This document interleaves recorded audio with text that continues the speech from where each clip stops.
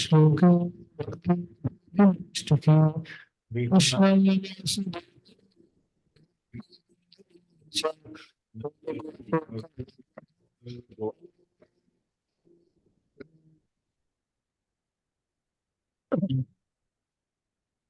ज्ञानतिमिरन्दस्य शलाकया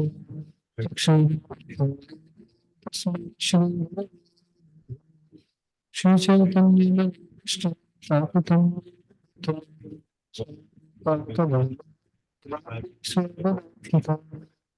विष्णुपादाय कृष्णभृष्टाय भूतले श्रीमते भक्तिवेदान्त स्वामी नमस्ते सरस्वती देवी आश्रतगीशतां पञ्चाकल्पतरुश्च कृपा च पतितानां पावनं श्रीकृष्ण चैतन्य प्रभु नित्यानन्द श्री अद्वैता गदाधर शिवासादि हरे कृष्ण कृष्ण कृष्ण कृष्ण हरे राम हरे Ram Hare Krishna. So, yesterday, करना पड़ेगा थोड़ा वॉल्यूम को स्लो करना पड़ेगा. Okay, those who are reading online, यहाँ पे थोड़ा एको है. कहाँ पे? Slow slow down. Hare Krishna Hare Krishna Hare Krishna Krishna Krishna Hare Hare. उनको बुला लीजिए एक बार, ये साउंड सिस्टम वाले हैं.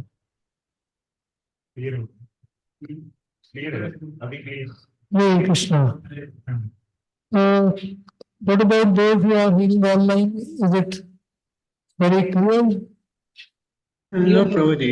The voice is coming, but there is some. Yeah, it is less. There is voice is. But थोड़ा वॉल्यूम ठीक नहीं है.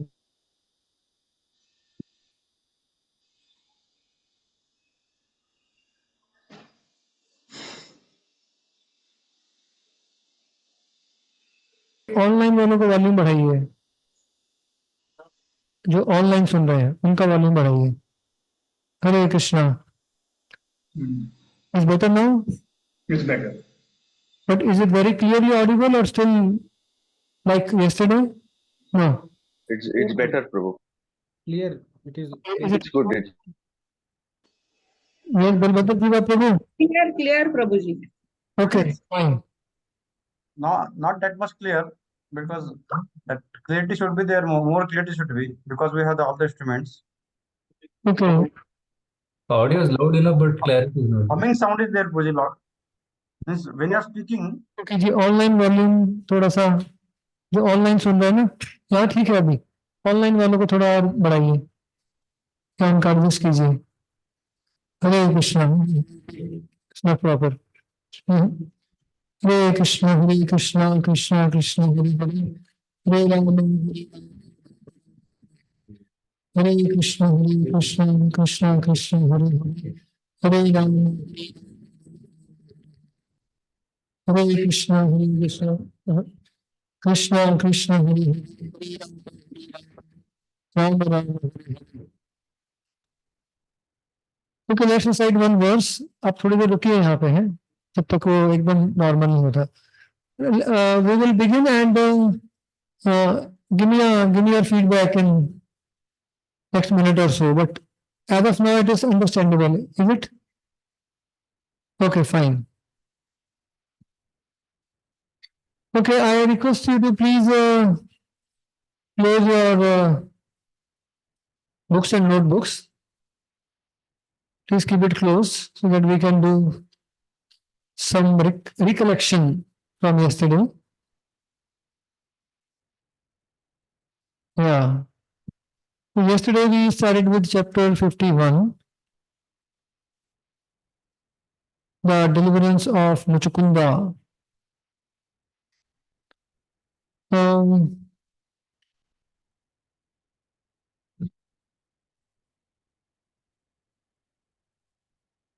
Krishna manifested beautiful four-hand form before Muchukunda.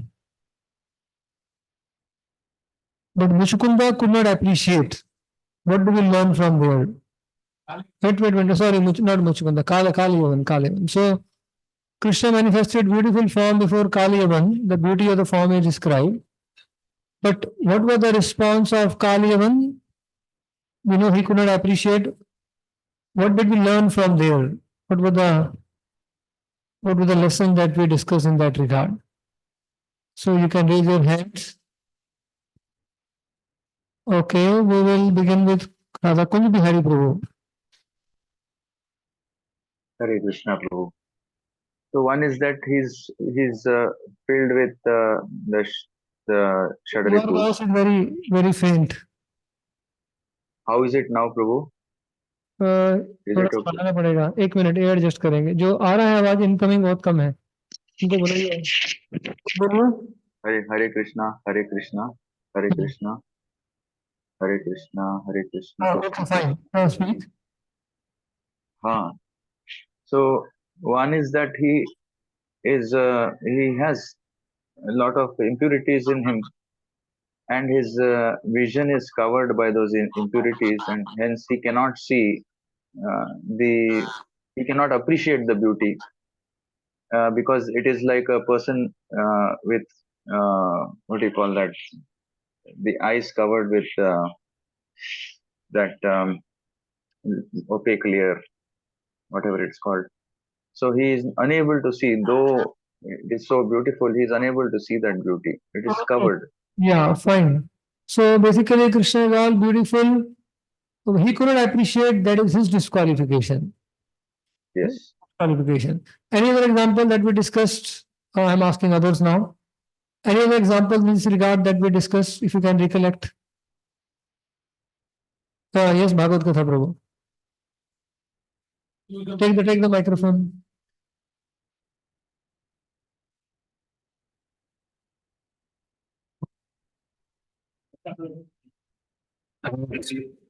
Bakasura also, Krishna is very over, but one Yes. Bakasura felt it like a fire within his throat. Yes. We couldn't appreciate Krishna's sweetness. Bakasura could not taste Krishna's sweetness. That is the fault of his own throat. Okay, fine. Yes, Samarpan Prabhu. One more example comes to mind of Kaliya also. Kaliya, When yes. actually Krishna jumped with, like this, that time he was so beautiful, but Kaliya also could not He also could not accept appreciate. that beauty actually. And Kaliya could not appreciate, the Krishna's lotus feet are so soft, but Kaliya is finding it hard. That is the problem of Kaliya's head, not Krishna's lotus feet. Right? So Kaliya finds the most softest lotus feet of Krishna to be like a thunderbolt.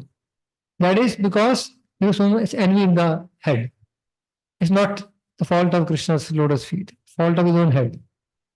Okay, so like that. So therefore, and we discuss for us one lesson that if we see others' fault, we should consider it as the fault of my own eyes. यहाँ पे ये दोष देखे तहारा से दोष. When you see fault of other, is first the fault of our own vision. Chaitanya Bhagavad describes. Nanda Thakur says. So, okay. So, Radha Kunjari Prabhu, you can load down your hand after you raise your hand also. Don't keep it perennially hands up. No, Prabhu. One question, if I can ask. You want to ask question? Let's complete recap. Keep your question. I'll complete the recap, then we'll have question answers. हाँ यहाँ पे ये दोष देखे तहारा से दोष भक्तेरा वर्णन मात्र कृष्णेरा संतोष. Ishwar Puri says, please find faults in my book, basically errors. He says, well, to see fault in your book will be my own fault because Krishna is satisfied with your composition.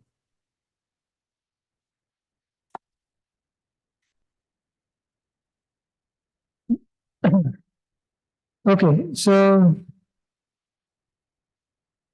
yeah. So now Krishna began running.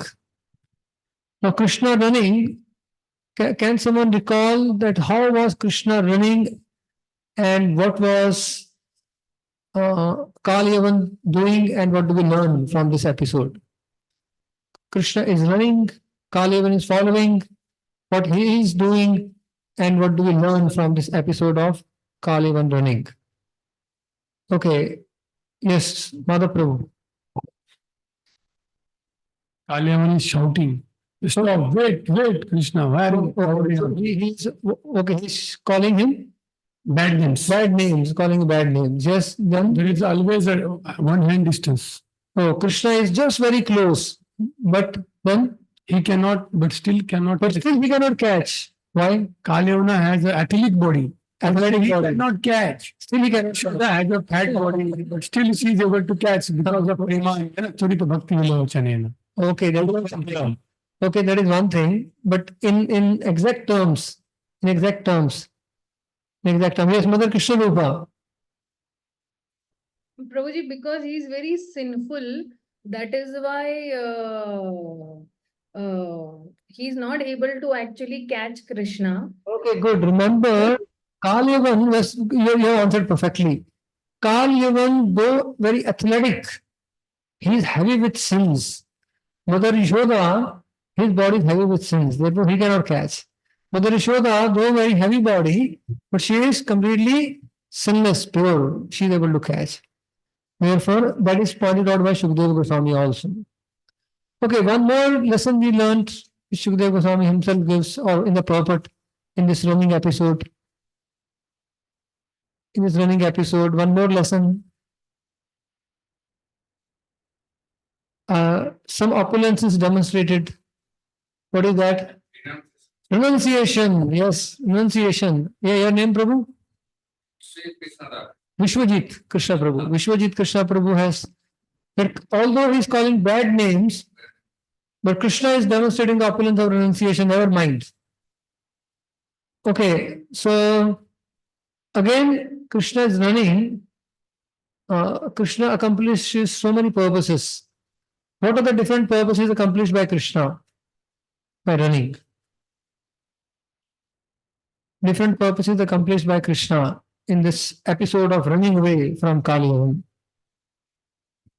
Someone online?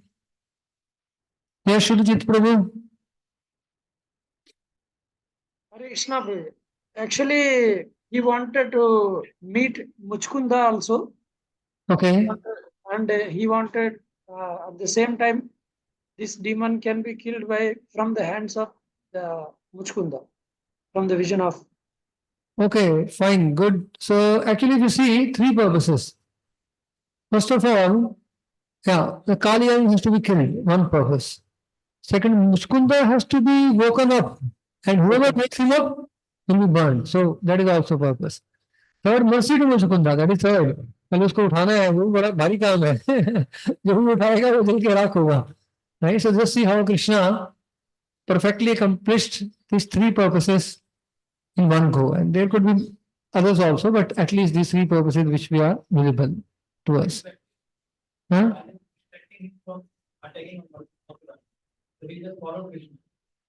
Okay, yeah, attack of Mathura is also like for the time being. Because he's attacking Mathura, so he's diverted from attacking Mathura. Right? So the strategically also Krishna responds. So that's another purpose. So you see, in one act, Krishna can accomplish multiple purposes. So multitasking originally comes from Krishna. He cannot be killed by weapon. Sorry. Okay. Cannot be killed by weapon. Kaliyavan has this benediction, is it? He cannot be killed by weapons. Kaliyavan. Yes. Yes, Prabhu. So, because of that, then just by his eyes, by looking at him, thus he gets killed. Otherwise, he cannot be killed by any weapon. Kaliyavan cannot be killed by weapons. That is. Okay, we do not see that in the commentary of Acharyas. Arjuneshwar Prabhu said he has heard somewhere that Kaliyavan cannot be killed by weapons. In commentary it is written, find the exact source. The Lord Shiva said Yadu cannot. oh, Yadus cannot kill him because probably he's supposed to create terror for the Yadus. That benediction he has from Lord Shiva by given to Gargya. That okay, fine. So yeah.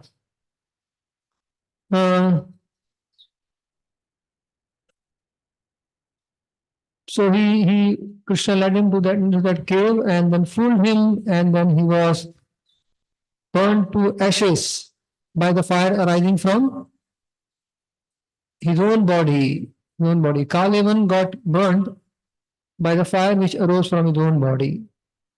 And therefore, after this incident, then Krishna, out of the burning, then Parikshit Maharaj asked some questions. He asked a question about Muchukunda, who was that person, which family did he belong to, what were his powers, and so on and so forth. So, Muchukunda is the son of Mandhata.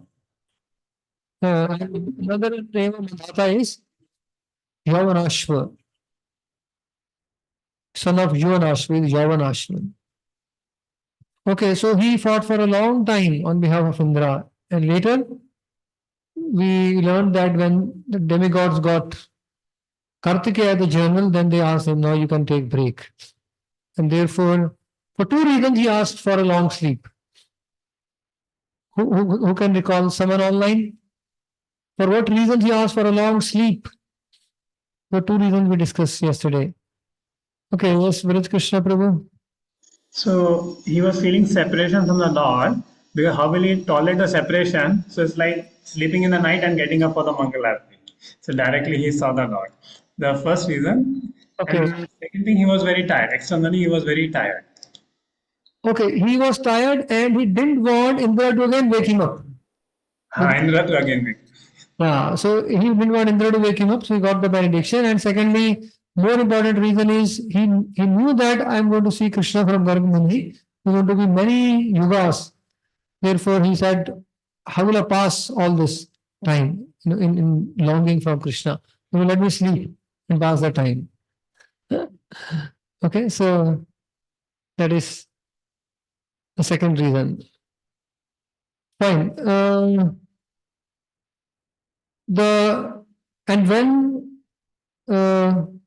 After we fought for a long time,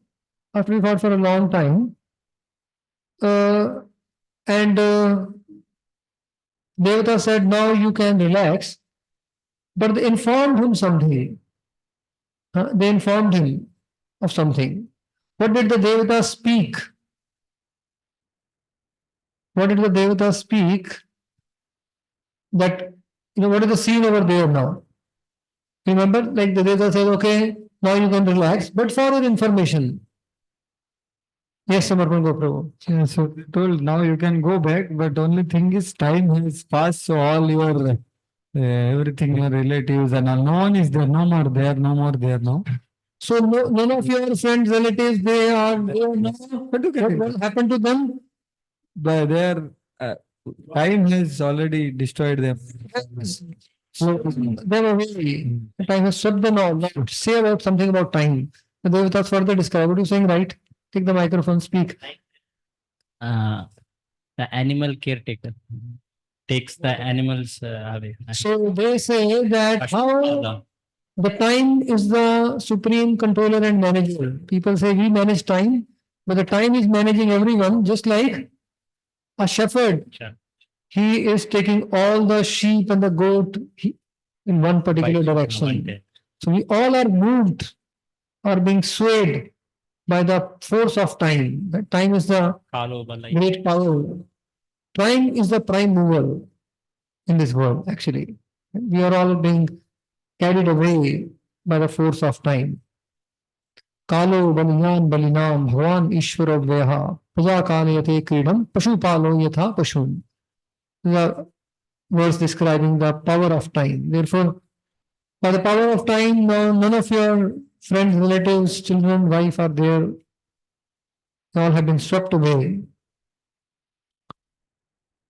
And yeah, and then the Devata asked him to take benediction, and then we know how he took the benediction and then slept in this cave.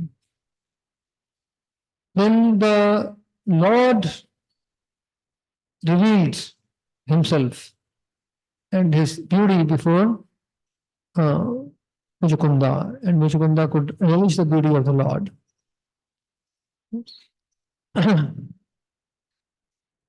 Okay, so then Muchukunda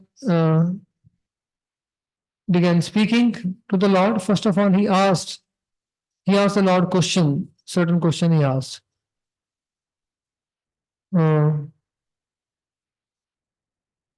Before he asked the question, he made some guesses. Who will describe the very first? He made some guess before asking. Who will describe what did Muchukunda say? Wait. Yes, someone who has not yet spoken. Okay, Kamalkant Prabhu. He made a guess that are you some fire god or Yeah, sun god yeah. or ruling demigod of some planet or that much I remember. Okay, so he's making guess. So you are an ordinary personality. You seem to be some Lokapala, like Indra, Chandra, Varuna, Ityadi. You must be a great personality. What else did he say? What else did he say? Yes, yes, Chaitanya Prasad Prabhu. Are you among the three? You seems to be the predominant deity amongst the three deities. Brahma, Vishnu, Mahesh. Right. What else did he say? What else did he say? Anyone else? What else did he say? Prabhuji, he first guessed that you have lotus feet eyes. Lotus feet. It is very delicate. He said, Into this forest, this how did thorny, you come on the rough forest on a delicate lotus feet? Yes, thorny bushes are there. It is so yes, delicate. good. One more thing. One more thing he said. Mother Krishna Rupa, your hand is up. Okay, you can. Yeah, on the, yeah, okay. Yeah, the one more thing. Yes, you can speak if you recall what has not been said till now. He gave also one analogy also, that just as in a room there is a lamp which is actually dispelling all the darkness. So you are like that only. You are Yes, driving. you're dispelling the darkness of my cave, just like a lamp dispel the darkness. Good. And then also he says, I can't look at you. Your effulgence is so much. Effulgence of the Lord, he describes. So in this way, he makes a guess that you seems to be the Supreme Lord, Narayan only. He makes that guess. And then he asked him, he asked a question to him. After guessing, who are you? He asked a question. What question did he ask? When he inquires, there's the inquiry of Muchukunda to the Lord. After guessing, there is an inquiry. Yes, Bhagavad Gita Prabhu. Yes. He asked about who are you, which dynasty appeared in, coming from. Okay. Yes, which dynasty you belong to? Who are you? What your name and Yes. Kona? Describe your birth, you can say name, birth, activities, lineage. He asked them. He asked. And what is Krishna's response? You are silent. Krishna was silent. He inquired, tell me your name, birth, activity, lineage. Krishna was silent for some time. Then what did you? That is good to first introduce myself. Well, let me introduce myself. That's a good And then he introduced himself. And how did he introduce himself? Something notable? Notably, Kshatrabandhu, with humility. He also described his royal position, but also humbly presented himself as Kshatrabandhu. Yes.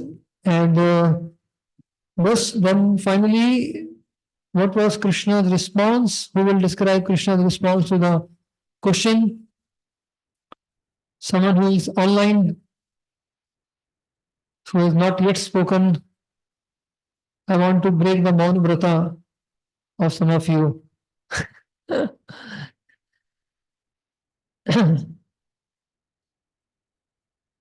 Someone who has not yet spoken online.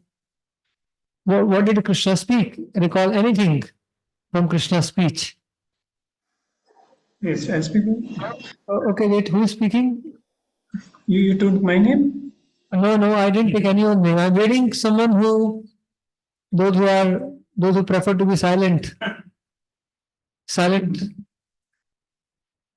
Okay, fine. Kamalkant Prabhu, you speak. Roji, Lord said that I have taken so many birds and there are so many names, limitless. Yes.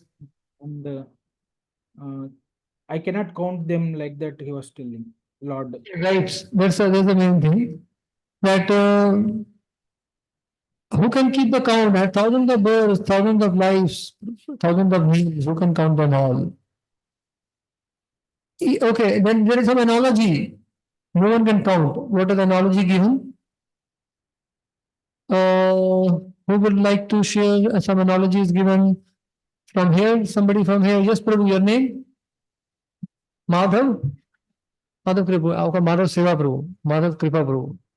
One Okay, will yes, be able to Madhav. count the number of atoms or number of dust particles, but you will never be able to Right. find the end to the names. And the same thing has been described by whom? The same Siddhanta is described by whom? We discussed it was told by Brahmaji's prayer. Yes. One more place in 11th canto somewhere. Yes, in 10th canto. Also in 11th canto. There's another place. So same Siddhanta that even if one can count the particles of dust, one cannot count the glory of the Lord. Gunatmanaste vigunan vimatum. We also discussed from CC. Right? This is Antalila. Also describe the same Siddhant that Ananta cannot count the glories of the Lord. Ganesh cannot sufficiently write the glories of the Lord. Okay, so therefore no one can fully count the glories of the Lord. Still, Lord said, I will describe my current name and birth and activity. So then Lord described how he is born in the Vrishni dynasty to Vasudeva and therefore is known as Vasudeva. And I killed Kamsa. And now I have killed this person through you. Palamba also. Yeah, as well as Palamba. Kamlini as well as Palamba. Palamba is killed by Balramji, but Krishna killed Palamba through Balramji. And this barbarian, third one, the Kali one. So I killed Kamsa, I killed Palamba, I killed this Yamana through you. Yeah, so Krishna describes some of his activities. When Krishna asks him to ask for a benediction, and Krishna says, one who gets my benediction, what will that person, what will the benefit? Krishna says, one who has my benediction will, yes, Mother Krishna Rupa? Prabhuji, he will never lament. Good, he will never lament. Because other benedictions are perishable, benedictions given by Krishna are imperishable. So ask a benediction, one who, take my benediction, will never have to lament. Okay, so then Muchukunda began offering prayers. So we will study. We yesterday discussed 2 prayers. Okay, so basically the both prayers have the same theme. Can someone recall what did he describe in his beginning of the prayers? Yesterday we discussed 2 prayers. What is in the beginning? Human life. What did he say about human life? Someone who has not yet spoken online devotees. Online devotees. Okay, yes, Shubhajit Prabhu. Usually, the people waste their time without worshipping the Supreme Personality of Godhead. Okay, one point, people waste their time without worshipping Supreme Lord. Fine. Okay, some more points.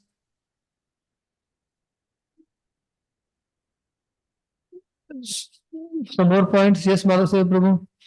Verse from Vishnu Purana says that even if somebody waste one moment without remembering Krishna, then Yes, that is the biggest hani.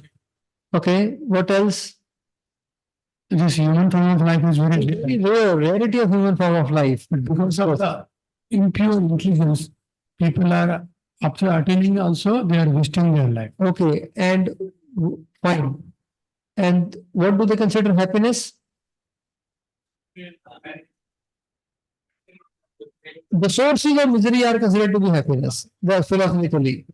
Dukkhe cha sukhamanina. We discussed that. That's mentioned over here that the people entangle themselves in family affair, which are sources of misery, but they consider that to be their happiness. In this way, we saw some female verses. That how the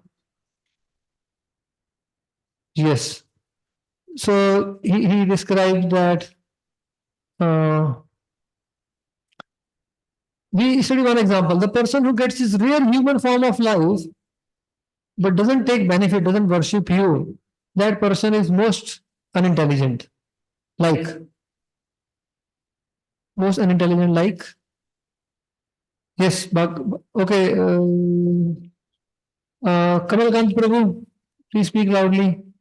Prabhuji, he was praying that in a well, somebody has fallen in a dark well. Huh. Then he cannot get out because he's fallen from so many lifetimes. Okay, the situation of that person is like a person who has fallen into a dark well, who does not worship you. Okay, but we discuss another analogy. Yes, Bhagavad Gita Prabhu.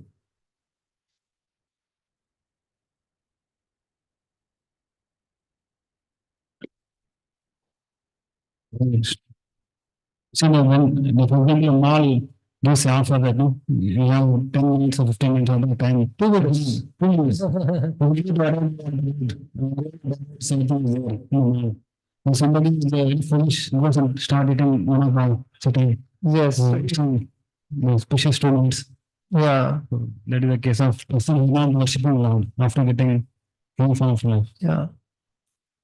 And right, so therefore, one who attains the human form of life and doesn't worship the Lord, that person is most foolish.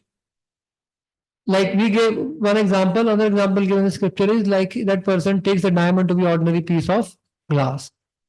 Kachartham vichim vismritam ratna. So those are analogies we studied. So in this way, Muchukunda in his first 2 prayers, he basically describes the bewilderment of those who seek material happiness and those who do not worship the Lord but waste their life. Their position is like in a deep dark well and they are most foolish. So Muchukunda continues. We'll now continue from text 47. Namesh kalo jita nishpalo gato Rajya Shriyo Naddamadasya Bhupatehe Martyatma Buddhe Sutadara Koshvabhush Asajjamanasya Duranta Chintaya.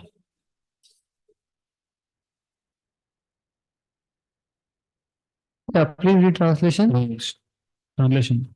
I have wasted all his time, O unconquerable one, becoming more and more intoxicated by my domain and opulence as an earthly king, misidentifying the mortal body as a self, becoming attached to the children, wives, treasury, and land. I suffered endless anxiety. Okay, so now the first 2 verses are described by Muchukunda in the describing someone third person, a third person, that a person who wastes human form of life, who is just absorbed in the material happiness, which is actually source of misery. That person is foolish. That person is very fallen. Third person is described. So Krishna may ask, who is that person you are talking of, whom you are condemning?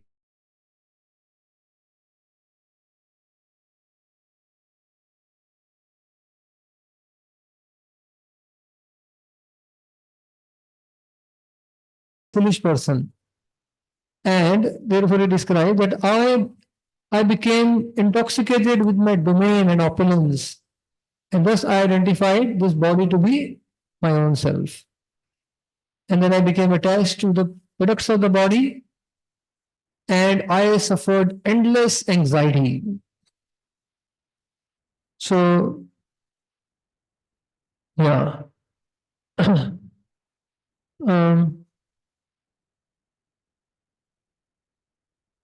Prahlad Maharaj has also described this Durant Chintaya, endless anxiety. In verse 7, 6, 11 to 13. Can someone read? Prahlad Maharaj is very beautifully, very graphically described. Can someone open 7, 6, 11? Sada Samudvikna Dhyam Sadgrat also applies over here. Katham Priyaya. So take the microphone and read. Okay, Samarpan Gopro will be reading. How can a person who is most affectionate to his family, the core of his heart being always filled with their pictures, give up their association? Specifically, a wife is always very kind and sympathetic and always pleases her husband in a solitary place. Who could give up the association of such dear and affectionate wife? Small children talk in broken language, very pleasing to hear, and their affectionate father always thinks of their sweet words. How could he give up their association? One's elderly parents and one's sons and daughters are also very dear. A daughter is especially dear to her father. While living at her husband's house, she is always in his mind. Who could give up that association?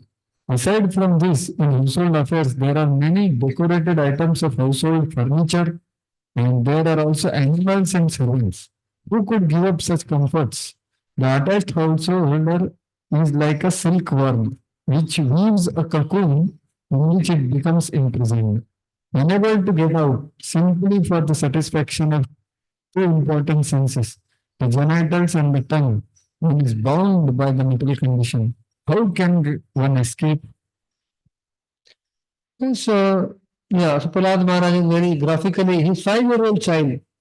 But just see the details he's given. And the Prahlad Maharaj also used Katham Virajya Duranta Moha. Who can give up this moha, this illusion or delusion? Katham Virajya Duranta Moha. Here, Asajjamanasya Duranta Chintaya. So there is a lot of delusion, anxiety. So this is described when we are attached. Of course, a family life which is centered around Krishna is different. That is Krishna Rasamsar. But this is described those who are only attached to family life or sense gratification. That is filled with great delusion and great anxiety.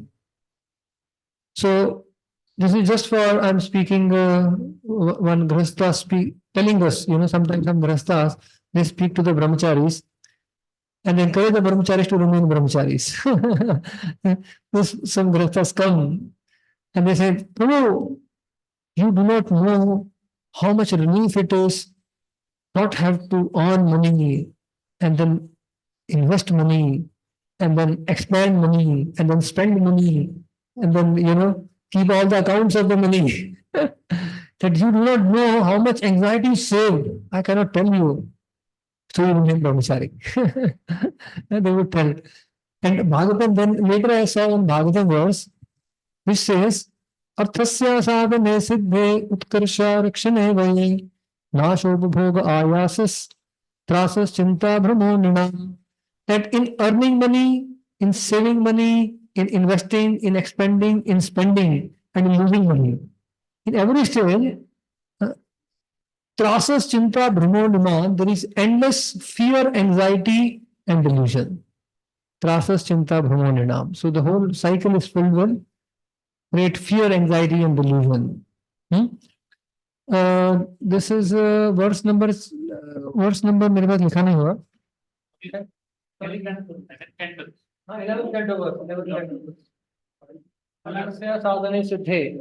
अर्थस्य साधने सिद्धे 11:23:17. So yes. Prabhuji, Hare Krishna. Yes, Mother Krishna Rupa Devi.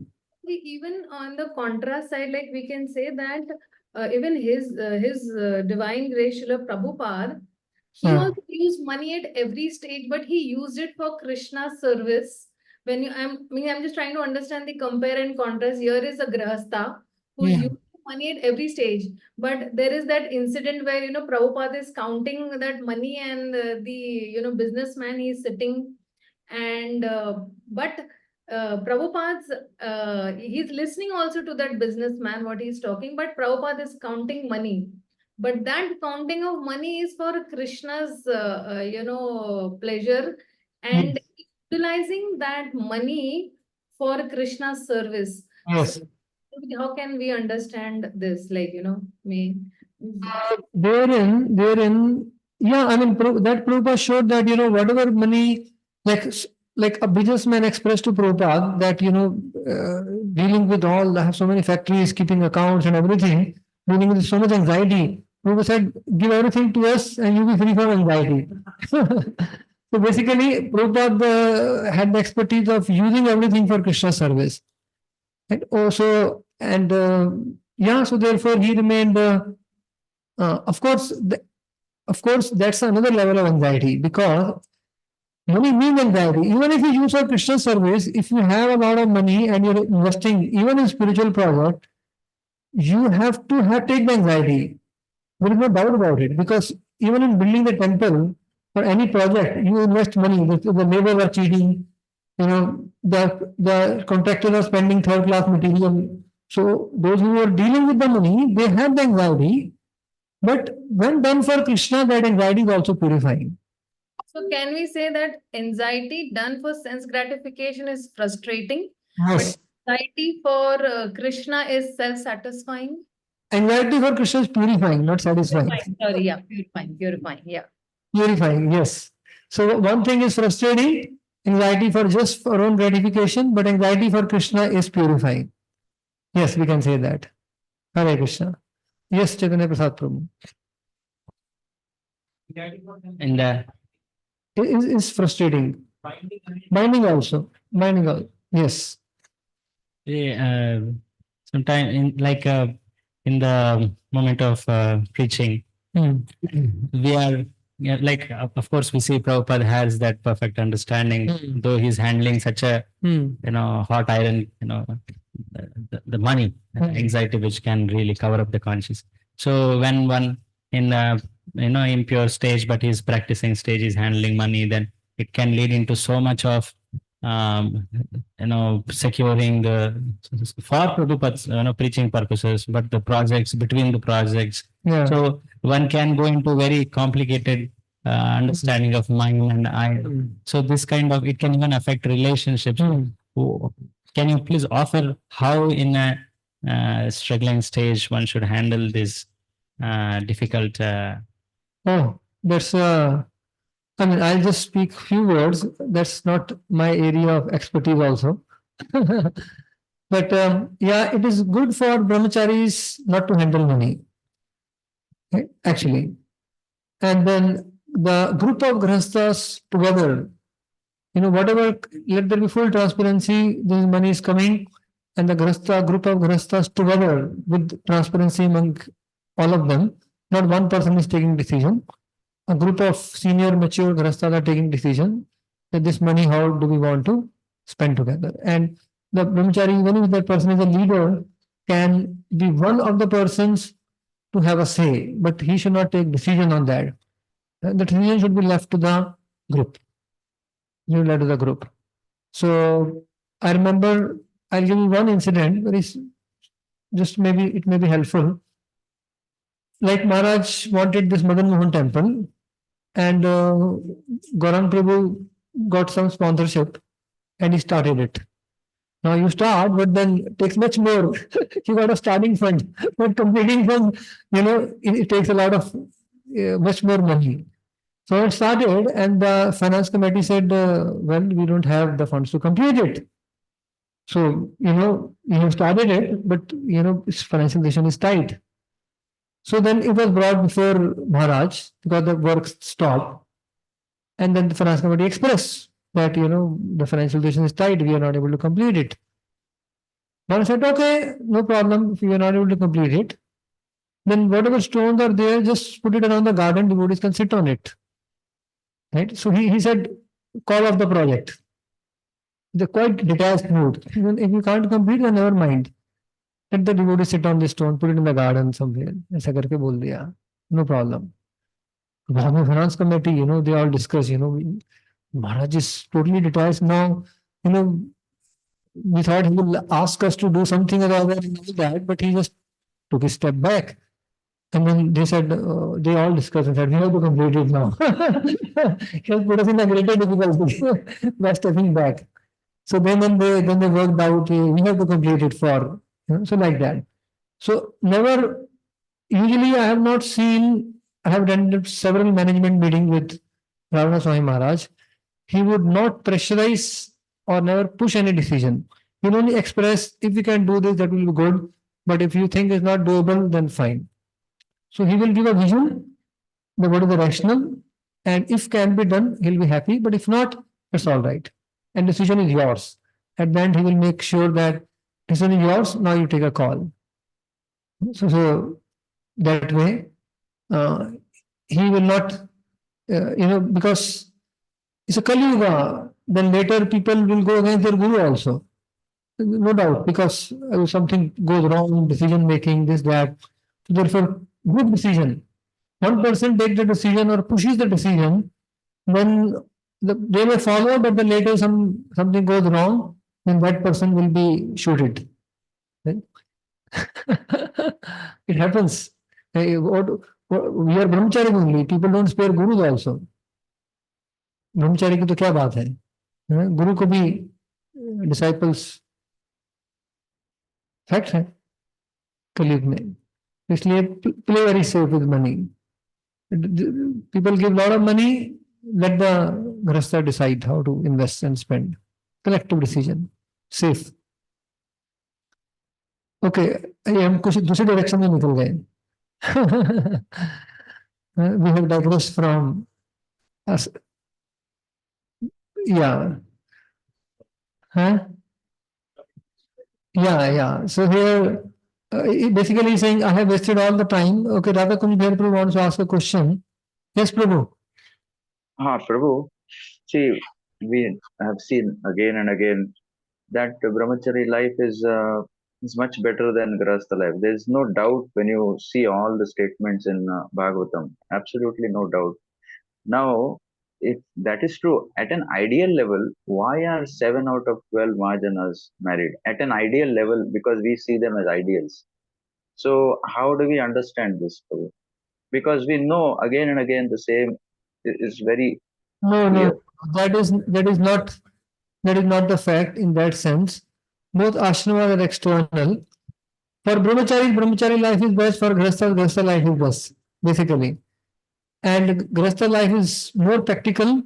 Therefore, 7 out of 12 are grahastha mahajanas.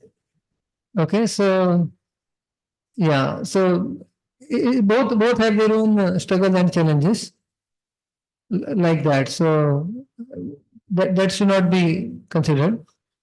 Here, Prahlad Maharaj points out the attachment that come, or here, see, here when statements are made, they are made from one particular perspective.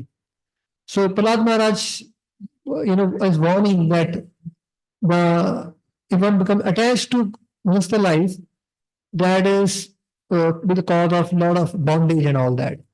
But then in brahmachari life, there are many pitfalls. In brahmachari life also, that is not being discussed here. So therefore, in each ashram, there are struggles, are challenges, pitfalls, and advantages. So both ashramas, wherever a person can make nice progress, that ashram is good for that person. Fine? Okay, Hare Krishna. Yes. We go to next verse. 48.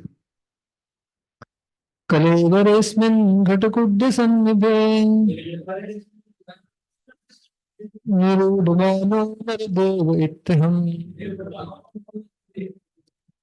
मृतो रथे रथेभ्याश्वपदात्य अनीकपैन् गाम्पर्यतं स्वागणयन् सुदुर्मदः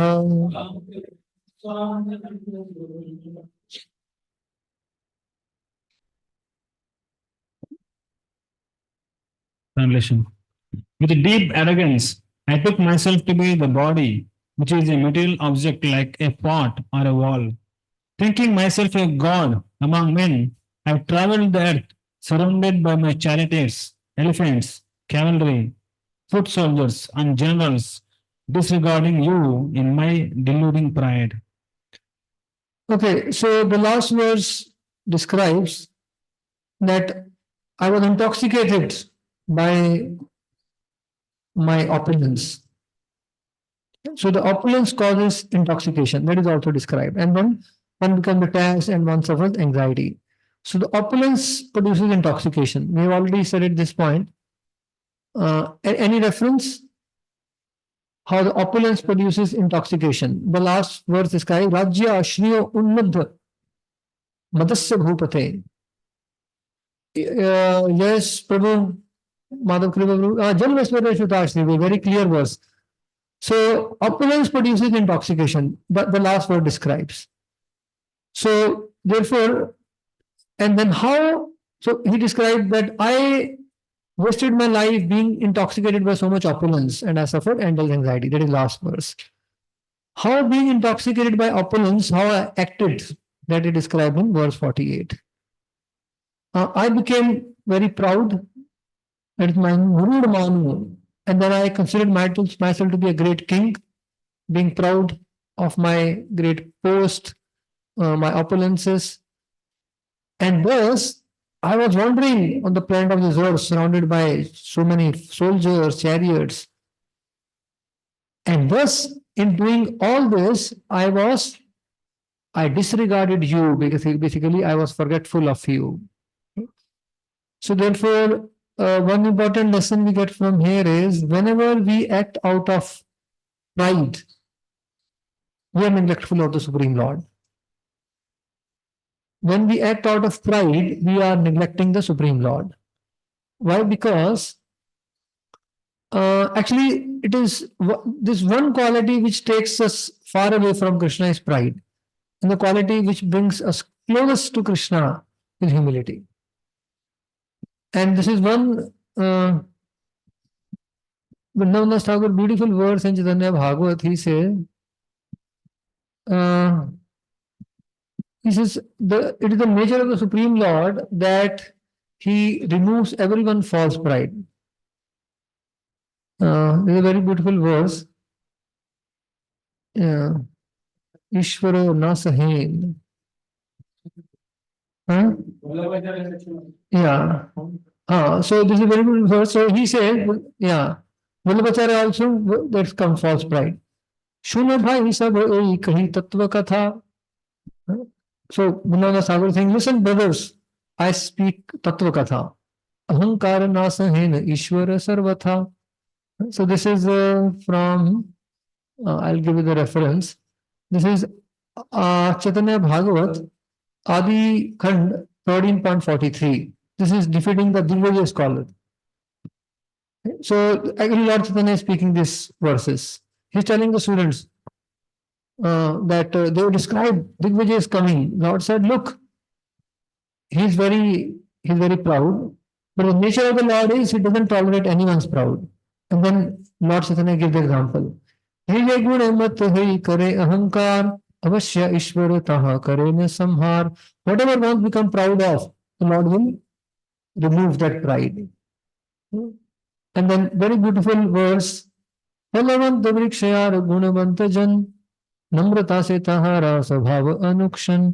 One falavant vriksha, the fruit, the tree laden with fruits and the person laden with good qualities bow down. Lord Chaitanya is speaking. And then he says, tell me all the great people who had great pride, tell me one exception where the pride was not deflated or not removed. The Lord Chaitanya gives the example. He said in the past there was Heya, Nahusha, Vena, Bana, Naraka, Ravana, right? All of them great dignitaries, but without a single exception, the Lord removed everyone's pride. So the whole section is describing about removal of pride.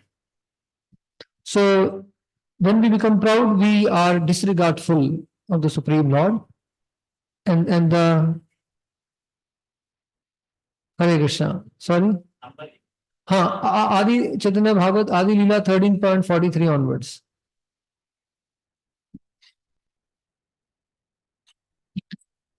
Yes, Anantavijay Prabhu. In this verse 48 Huh. and 47, both the verses, Muchkunda is telling he was the king of earth, Yes. but he was Senapati of demigods. No? He was the king of the earth. No, not Senapati. They requested him to protect them. He was so powerful, earthly king, the Devatas called him कि आके हमारी रक्षा करो ये दानवों से. Like that. So he was officer on special duty, you can say. Kind of. The Devatas called him as their to fight on their behalf and protect them also. How powerful he must be. Like people, earthly people pray to Devatas for some benediction. But the Devatas come to him and ask him to protect them. Like that. Yeah, so there have been like many great kings on the earth whose opulence superseded Devatas. Yudhishthira Maharaj. Yeah, Yudhishthira Maharaj also opulence surpassed the Devatas. Okay. So we go to text 49. He said the body which is like a covering. The body is described as a covering, made up of panchabhut, like a pot or any other material object. Just the two examples are given here. Ghat kudde sannibhe.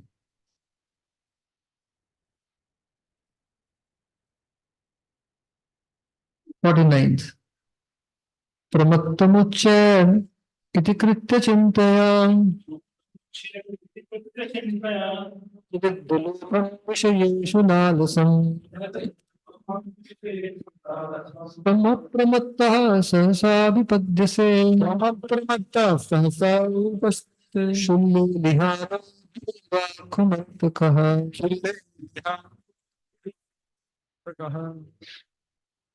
A man obsessed with the thoughts of what he thinks needs to be done, intensely greedy and delighting in sense enjoyment, is suddenly confronted by you who are ever alert, like a hungry snake licking its fangs before a mouse.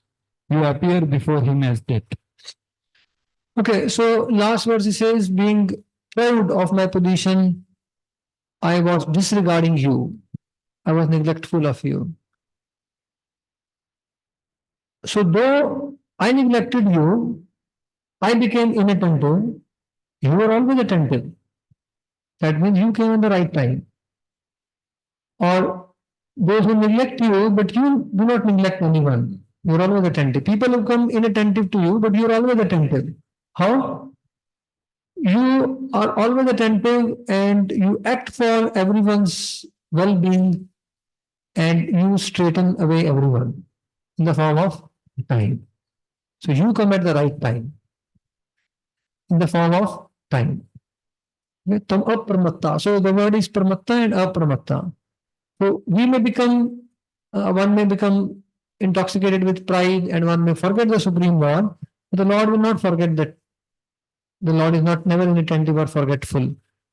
He will come to remove that false pride and bring the person on the right track in the form of time. That is Shunno Nihano here. Ivakhum Antakaha. So you come, yes. So you come in the form of the Kala or the time. The similar thing is described by any other reference of that the time will approach you. Wait, Ayur Harti Vapam Sam. Then, yeah, the time is stealing away the duration of life, but you are neglectful, but the time has approached you. Where is Dhritarashtra? In the whole episode, Dhritarashtra. So he is speaking, Vidura, very beautiful verses about how, look, I can see you are already fearful. The time is overcoming you. And there is a beautiful verse in 1:13:20. 1:13:20. Can someone read the verse in translation? Open on a laptop, 1:13:20. Yeah, whoever is under the influence of the supreme Kala, eternal time, must surrender his most dear life, and what to speak of other things such as wealth, honor, children, and land and home. Okay, so the Kala, the Lord is Apramatta, he is always alert. He will come at the right time in the form. Then when the time comes, then one has to surrender everything. One's most dear life, what to speak of other things. And Prabhupada gives a very beautiful purport. Please read first few lines of the purport. Same verse. We may not hear the 1:13:20. A great Indian scientist. Beginning, Guruji, from beginning. Purport, first. There is no superior power. अभी जो translation पढ़ा है उसका purport. Okay. Whoever is under the influence of A great Indian scientist busy in plan-making business was suddenly called by invincible eternal time while going to attend a very important meeting of a planning commission, and he had to surrender his life, wife, children, house, land, wealth, etc. Okay, yeah. Yes, sir. So Prabhupada described that how the Kala is always, one may be inattentive. कौन है ये? हैं? हाँ, Homi Bhabha. Scientist, ना? हाँ, he met with accident. He was going for the meeting of planning commission. Geneva. Yeah. Homi Bhabha. अरे Bhabha atomic research centre है ना, BRC भाभा, तो उसका नाम था होमी भाभा. हाँ, he was the founder. उसके नाम से है ना Bhabha atomic research centre. Yes. Yeah. So Prabhupada doesn't give the name, but he describes how basically when the time strikes, then there's no negotiation. So we may become disregardful of the Lord, but the Lord is always alert, and he will come at the right time, and then there's no negotiation. So that is being described. Lord is, we may become pramatta, but the Lord is apramatta, who will just come at the right time. Therefore, Vidura also tells the time. Just see the time has come. Before the time forces you to leave the body, you plan to leave the body. That is intelligence. Before the time throws you out, you plan. And then that is the path of progress. So therefore, Chanakya Pandit also has said, there is a verse which ends with, that is where, that you cannot bring back the time, that is the value of time, but always remember that the body is temporary. Swar nityam and nityatam. How does the verse begins? Take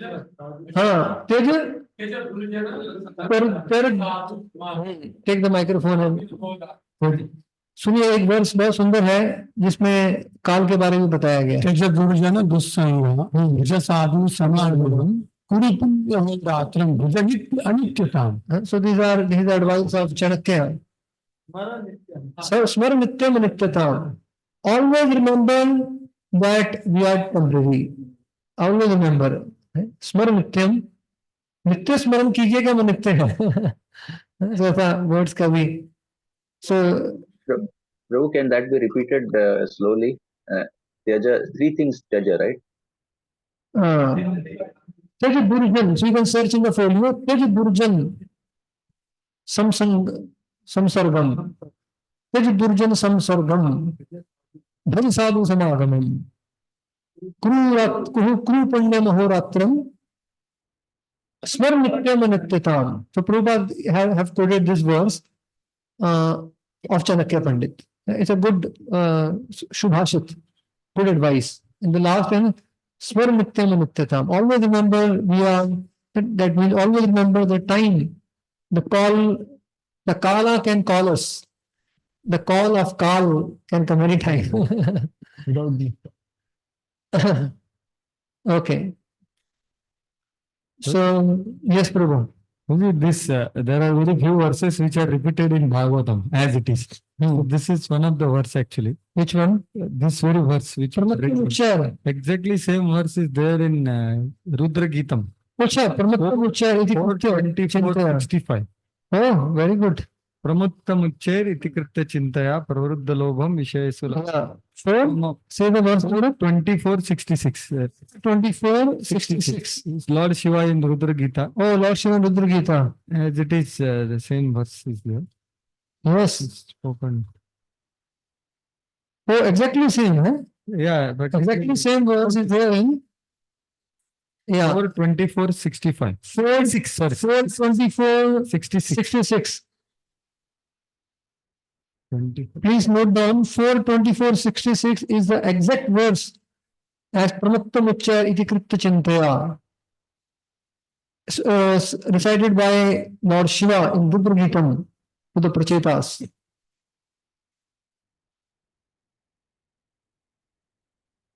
Okay, good. Thank you for that additional insight. 4:24:66.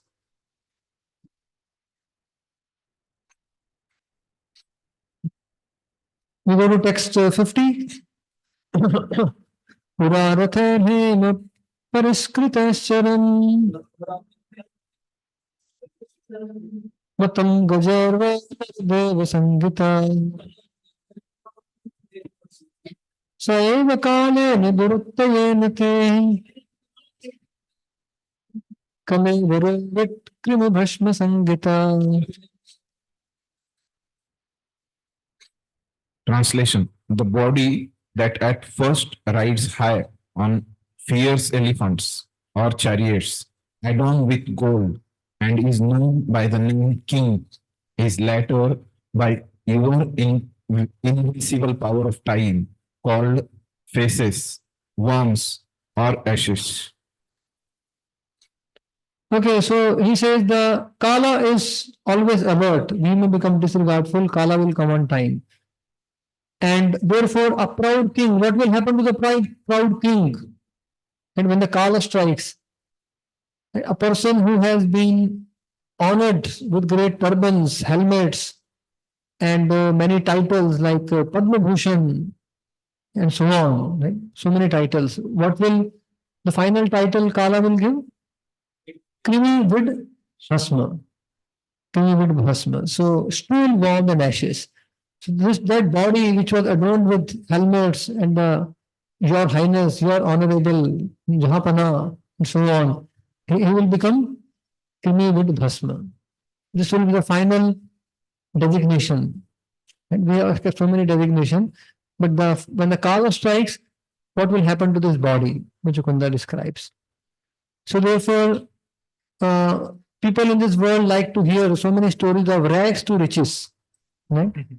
But I said, actually, everyone's story is from finally riches to ashes. So all the story will end with riches to ashes, but no one wants to discuss that. So this is being described, the truth is being described by Muchukunda. When the Kala will strike, will all be turned to stool, worm, or ashes. Okay, so Sridhar Swami has a verse. He has put a verse in the commentary which the disciples of Prabhupada are quoting. Let's recite the verse and then you can read the translation. योनि सहस्राणि बहूनि गत्वा वने सहस्राणि बहूनि यत्वा दुःखेन लब्ध्वापि च मानुषत्वम् दुःखेन लब्ध्वापि च मानुषत्वम् सुखावहं येन भजन्ति विष्णुम् सुखावहं येन भजन्ति विष्णुम् ते वै मनुष्यात्मनि शत्रुभूता ते वै मनुष्यात्मज शत्रुभूता. After passing through many thousands of species and undergoing great struggle, the conditioned living entities finally obtain the human form. Thus, those human beings who still do not worship the Lord Vishnu, who can bring them real happiness, have certainly become enemies of both themselves and humanity. Okay, so this verse again describes that those who do not regard the Supreme Lord and they think they can benefit anyone or they are friends of humanity, but actually they are their own enemies and enemies of everyone else. So therefore, because they cannot do any good, they only plunge them into further darkness. Yeah, so therefore, on a yes, I mean, on an external platform, we may appreciate someone's doing good work and all that, but from absolute perspective, without regarding the Supreme Lord, there is no tangible benefit. A person is steeping further into darkness of the bodily illusion. So that way, from absolute perspective, all the welfare workers, friends of humanity, without regard to the Lord, are actually their enemies and everyone their enemies. Huh? Ishopanishad also says. Yes.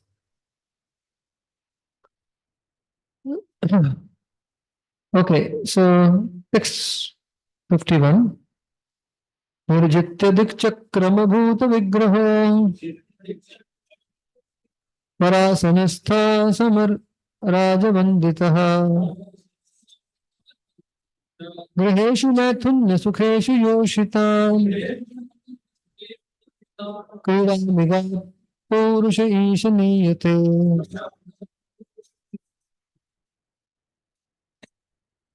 Having conquered the entire circle of directions and being thus free of conflict, a man sits on a splendid throne, receiving praise from leaders who were once his equals.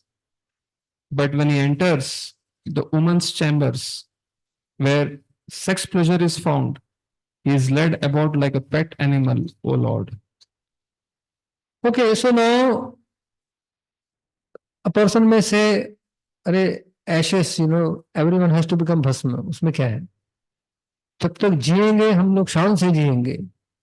Till we'll live with great honor and with great glory. He said, even while living, you are simply a plaything. So even while living, the position of an attached person is not a very glorious position. He becomes a plaything in the hand of a woman. So therefore, actually speaking, we are constitutionally the servants. We have to dance. Who is holding the reins? That is the only question. Okay? So we have to dance. But who is playing the strings? Who is holding our strings?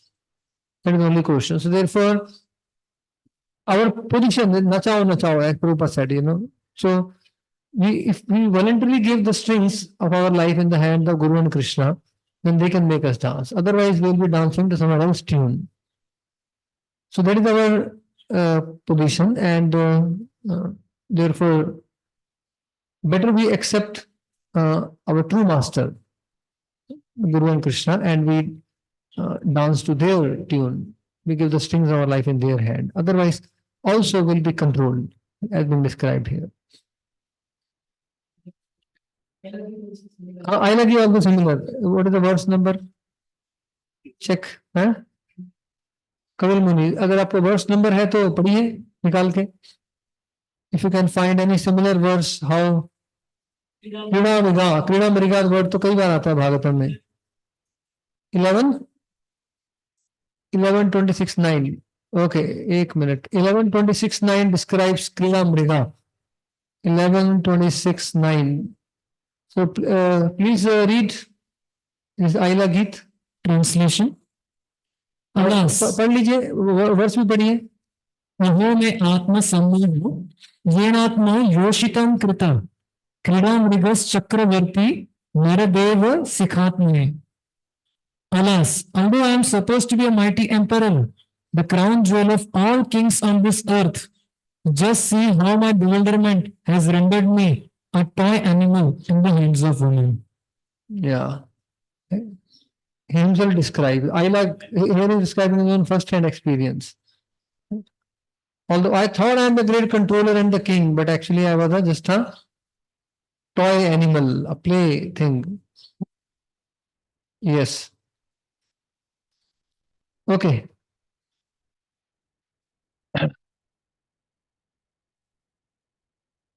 We'll just cover one more verse and then take a break. करोति कर्माणि तपासु निष्ठितो प्रवृत्तिभोगस्तदपेक्षया ददौ पुनश्च भूया पुनश्च भूया समहं स्वराडिति प्रवृद्धदर्शो न सुखाय कल्पते. Who desires even greater power than he already has, strictly performs his duties, carefully practicing austerity and foregoing sense enjoyment. But he whose urges are so rampant, thinking, I am independent and supreme, cannot attain happiness. Okay, so last word describes that those who are attached to the sensual pleasure, they become playthings, a toy animal. But then, what about those who give up all sensual pleasures? They perform austerity, penance to attain Swarga. What about them? Here in Mushukunda says they are also condemned. They are also condemned because they also remain. They are also they also cannot attain happiness because they also remain bound up in samsara.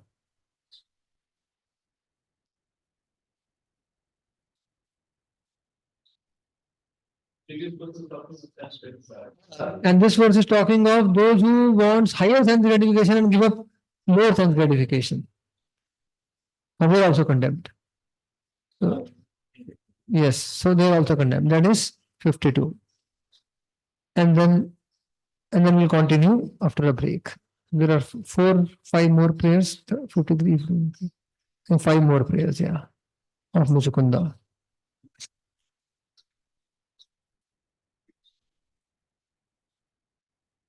We'll start at 12:30. It's 12:14 now. We start at 12:30.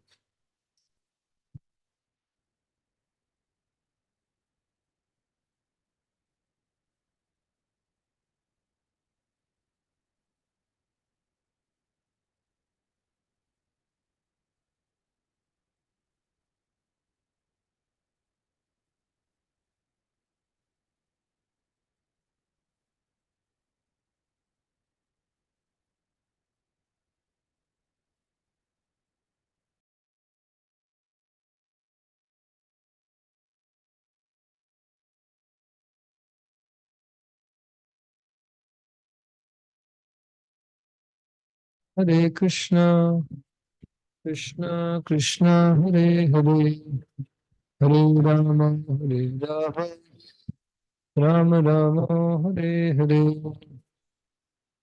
Hare Krishna, Krishna Krishna, Hare Hare, Hare Rama, Hare Rama, Rama Rama, Hare Hare. Hare Krishna,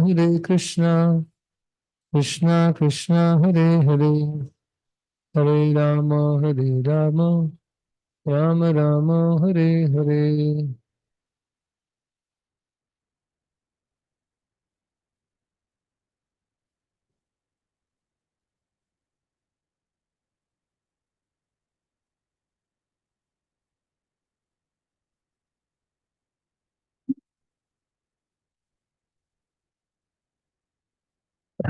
Hare Krishna.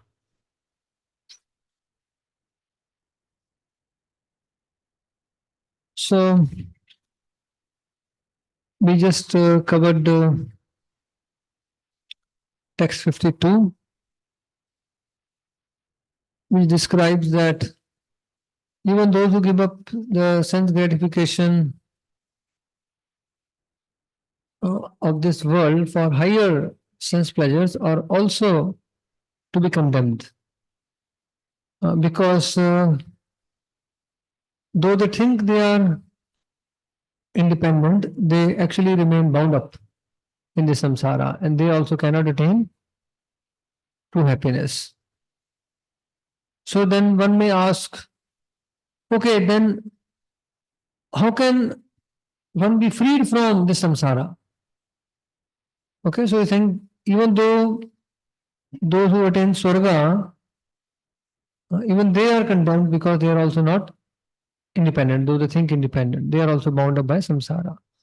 So how can one be freed from samsara? Okay, before we uh, studied this verse, can someone describe samsara in 4 terms? Yesterday we discussed. When you say samsara, samsara chakra, what are the 4 terms which describe samsara?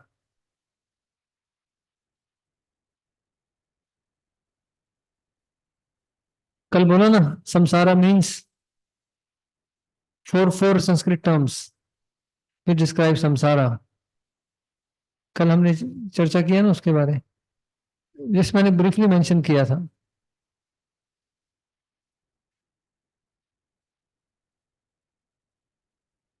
Okay, remember samsara means avidya, kam, karma, kaya. I had mentioned that. Yes, avidya, kama, karma bhi. So avidya, kam, karma, kaya, that is samsara. The root cause of samsara is ignorance. Because of that, because of ignorance, we want to enjoy separate from Krishna, that is kama. And we perform actions to enjoy, karma. And then you obtain the material body, kaya. And it continues. Avidya continues, avidya, kama, karma, kaya. And we remain bound up in samsara. Yes, Mother Krishna Rupa, your hand is raised. Okay. I wanted to answer this Sansara Chakra. Okay, fine. Yes. So we go to text 53 now. Bhavapapargo bhramato yada bhavaj. Manasya tarhe achyuta satsamagama. Satsangamo yarhi tadeva sadgato. Paramarisho tu jayate matihi. When the material life of a wandering soul has ceased, O Achyuta, he may attain the association of your devotees. And when he associates with them, there awakens in him devotion unto you, who are the goal of the devotees, and the Lord of all causes and their effects. Yeah. So now he's saying that those who perform austerities for attainment of Swarga also remain bound up. So how is one freed from samsara? The word begins with bhava pargo, transcending samsara, cessation of samsara, bhav apavargo, brahmato, for wandering living entities. When the time comes for the living entity to get free from samsara, then that person gets the association of devotees. Janasya tarhi achyuta sat samagama. Okay, so now there is one important thing.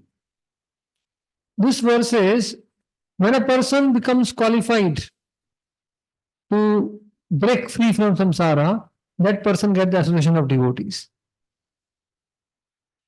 Is the sequence correct here, or the sequence is first a person gets association of devotees and then he gets the qualification to break free of samsara?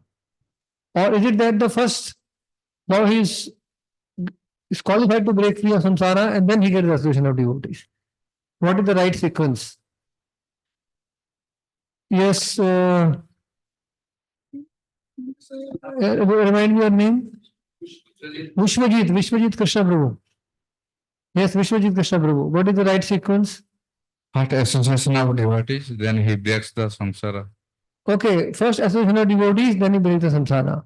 So herein, this verse says, when a person gets a qualification to break samsara, he gets association of devotees.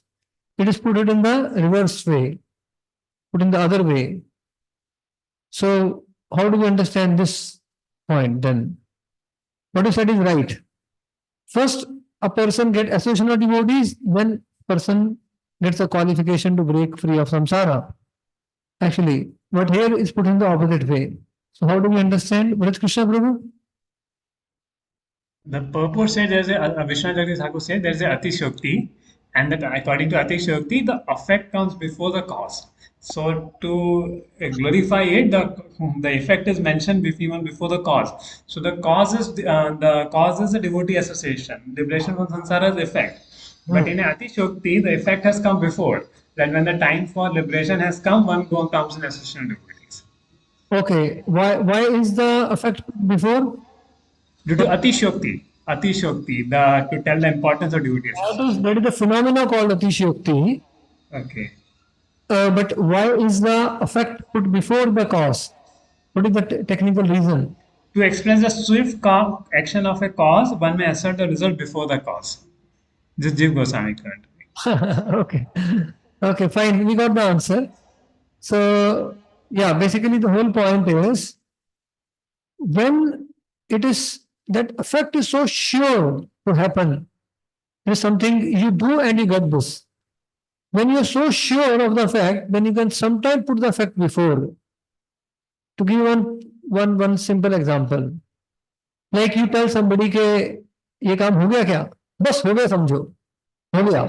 होने से पहले आदमी बोल देता हो गया. जैसे I remember used to call one supplier in Vrindavan. एक तुम किधर है? दूध लेके आया नहीं अभी तक. पहुंच गया मैं गेट पे. अभी वो निकला ही था. But he's so sure. Right? He just left, but he said पहुंच गया मैं गेट पे. वो पहुंच गया मैं गेट पे. Like he was something that is sure to happen, right? Is put sometime before. So Atishokti here means extreme emphasis and the confidence, extreme emphasis that the surety, the emphasis that the effect will be so sure. Therefore, it is put before. So like that. In a common day also we may sometimes do that.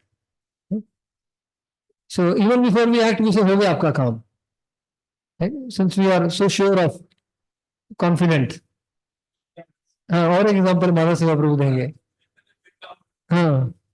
Haridas Thakur, Advaita says, the moment Nityananda decided that is Jagai Mother will be devoted. बोले जगाई मदाई का बाहर हो गया already. Right, होने से पहले ही हो गया क्योंकि नित्यानंद ने डिसाइड कर लिया तो हो गया. Good. So like that that the effect will be sure. So Atishokti has two meanings in general Sanskrit.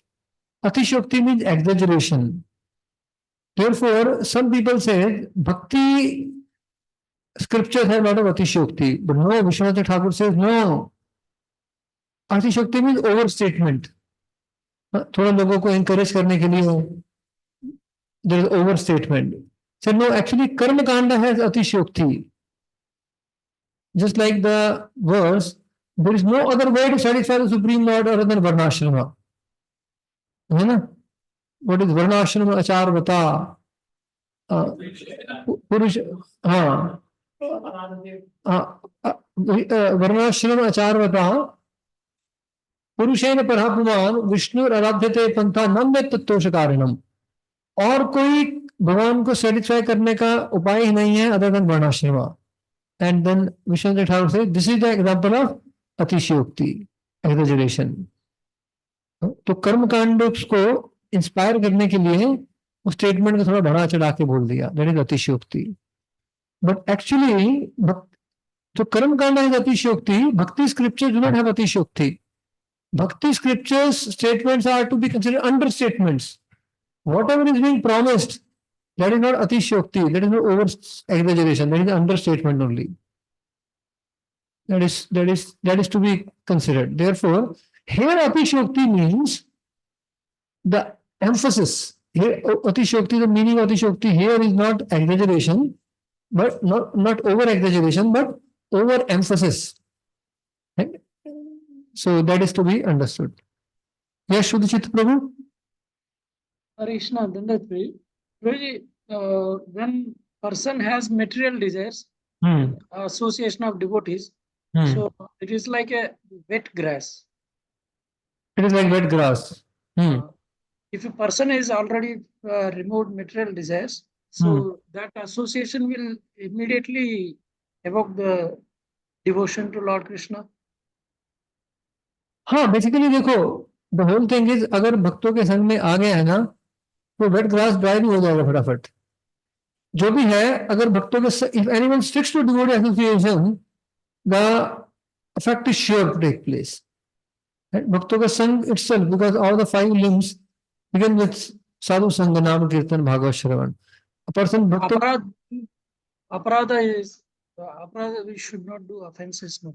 हाँ देखो अभी देखो ऐसा है कि ये स्टेटमेंट ऐसा है कि ये आप हॉस्पिटल में आ गए तो आप स्वस्थ होकर निकलेंगे अभी आप उसके अंदर आपको डू डोंट तो फॉलो करना ही है पूरा ट्रीटमेंट भी लेना ही है कि अभी आप यहाँ आ गए you will be better and go out but that doesn't mean it doesn't say that you don't have to do your duties and don't have to take you have to take the medicine you have to follow the prescription do's and don'ts वो सब है given right but a person sticks to association of devotees and the devotee will also inspire him also the association itself is so powerful that वो अपराध भी करेगा तो भी भक्तों उसको शिक्षा देंगे उसको सीखने को मिलेगा भक्तों के संग में कि अपराध नहीं करना है all those things. In general, association is a very powerful factor. One of the most powerful factor is association. And if he behaves properly, follows the duty, then he will make fast progress. If that person doesn't, but still stick to the association, progress could be slow, but still a person will progress. He sticks to the right association. Right? Yeah. Okay, yes, Radha Kunj Bihari Prabhu. Prabhu, here in this case, Muchukunda was told so long ago that he will get the association of the Lord. It was as of decided in the past itself. Then he didn't go for any association. That is one thing. What was the other thing? The other thing is that see, just like the Lord gets us, he is one before. He is just one, and then he becomes many. So he gets us here, and mercy is called causeless. So there is no reason for him to give us mercy because just as we came in, we can go out, and as per the prescribed time, maybe he takes us out. Is it a way to understand this whole thing? Because here also it is clear that he didn't have sort of association of someone wherein he got this darshan. Or is that understanding wrong? No, Garg Rishi का तो association था ही ना. Association था. हाँ. So that is not described, but he was a very saintly person and he served many saintly, persons, no doubt. All that details are not described. Not he had the Garg Rishi for sure. So therefore, yes. he also, as we shall see in the future, yeah. So devotee association is there. So mercy of the Lord is causeless, bhakti is causeless, means bhakti doesn't have any other cause other than bhakti. So association of the devotee is usually the main cause, which is association itself is the anga of bhakti. So association of the devotee leads to development of bhakti that maintains the nature of bhakti as causeless because bhakti leads to bhakti. There is nothing outside of bhakti which can give us bhakti. That way, okay. And that is appearing in Pingala's case where she suddenly turns without any good association. She suddenly turns around Pingala the prostitute. Pingala also, basically, Pingala developed detachment, but she also had some Sukriti is mentioned. Some Sukriti, somehow she served some devotee. Dattatreya, an association of devotee was there in Pingala also. Therefore, simply frustration of material world doesn't lead to, vairagya. Frustration doesn't lead to vairagya usually, unless there is some Sukriti or some devotee intervention at some point of time. You want to ask something? Okay, Chaitanya Prasad Prabhu wants to ask. Yes, you can lower down the hand, Radha Kundari Prabhu. Yeah. Yeah, just thinking that Kapila's shloka about association is moksha dwara mapavrta, means the cause effect is linear there in this. And my question is, when it's told in Nectar of Devotion that the bhakti is independent, where it's discussion about renunciation, is how favorable it is, how helpful it is, or how essential it is. So there it's made a statement that it is helpful in beginning or something like that. I'm not remember exactly. So we are reading here the shlokas before all this were kind of giving a great push for renunciation, means helping us understand how temporary, how rare is human birth. So after one takes to bhakti, so we don't, because here Vishwanath Chakravarti Thakur's statement is made that the merciful association of Lord's devotees makes possible our determination to become Krishna conscious. So, what is the role of renunciation? What is the role of in these statements? So, why is the prayer progressing like this of Muchukunda also in this manner? You're talking about the 53 translation? 53 purport? In this connection, Srila Vishwanath Thakur Prabhupada said the merciful association of the Lord devotee makes possible our determination to become Krishna consciousness. Okay. Yeah, so basically, see, there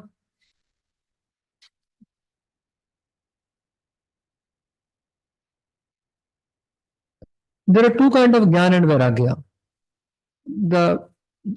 Sometimes we confuse the two. There are two kinds of Gyan and Vairagya. One is Shushka Gyan and Shushka Vairagya.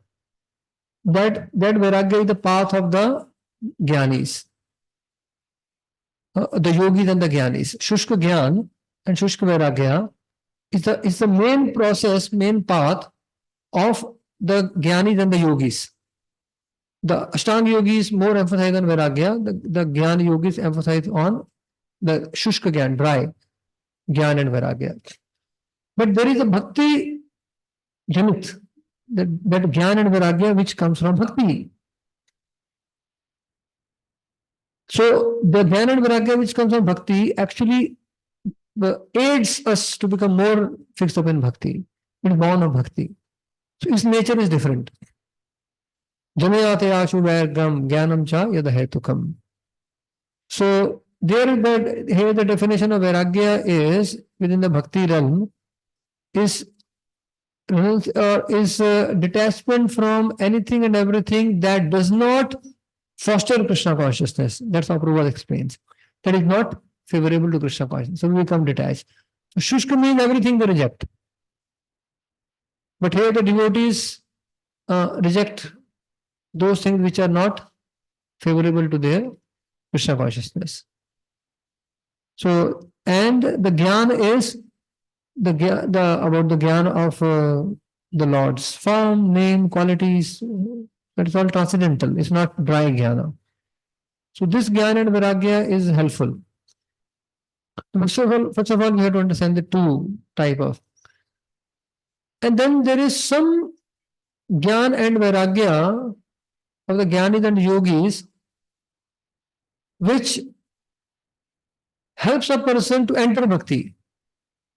Because it said that Nirvinna, Krishna also used the word, when a person becomes Nirvinna, then he there's a greater chances or for him to become fixed up also. So that is not the cause, but that is helpful. That is helpful. So the amongst the gyan of the Gyanis and the yogis, the gyan of the nature of the material world, not the gyan of the oneness, but what is the nature of the material world, and how it causes frustration and so on. So that also helps us to become, enter bhakti. So that's useful in the beginning. Similarly, some kind of Gyan and Vairagya, which is that of Gyanis and yogis. But another Gyan and Vairagya which comes from bhakti is a part of bhakti only. That is always will help us progress further. The knowledge of the Lord's name, form, pastimes, that is also referred to as Jnana in Bhagavatam. And Vairagya is also detachment from anything which is unrelated to Krishna. Or Yukta Vairagya sometimes, as we describe. So that is where there comes from bhakti is actually part of bhakti. That is not the same as that of Gyanis and yogis.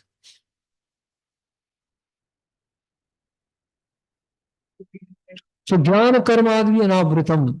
There anavritam means it is not covered over. That means some part which is favorable.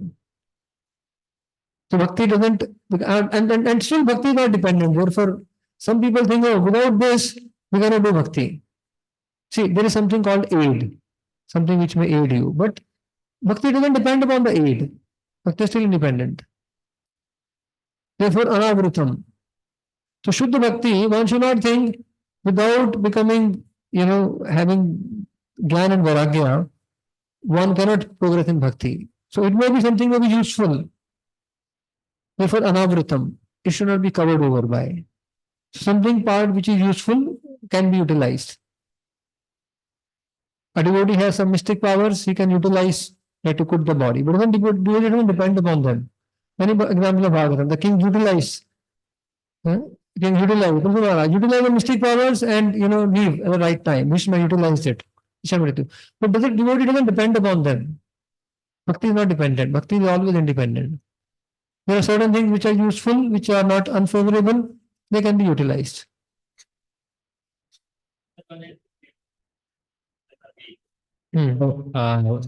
After that, how do we explain the knowledge of the world, attachments, like here he's described? That is helpful to foster his determination. Should we not take it like that? Because if we say bhakti janit vairagya, it is actually, we are just saying what is favorable, unfavorable, and engaging accordingly. But here there is a clear knowledge, there is a contemplation about the world. Yes. So that appears to be different. That will help to become us detached, that we know the nature of the world, and that produce some detachment. But that detachment automatically doesn't attach it. That is not sufficient. What will attach us to Krishna is mercy of devotees and association of devotees. So that may be an aid.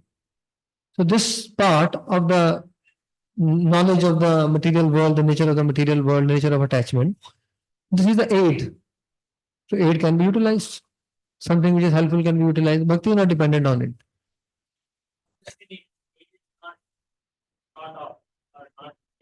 क्या हो गया, बंद कैसे हो गए? दूसरा लीजिए.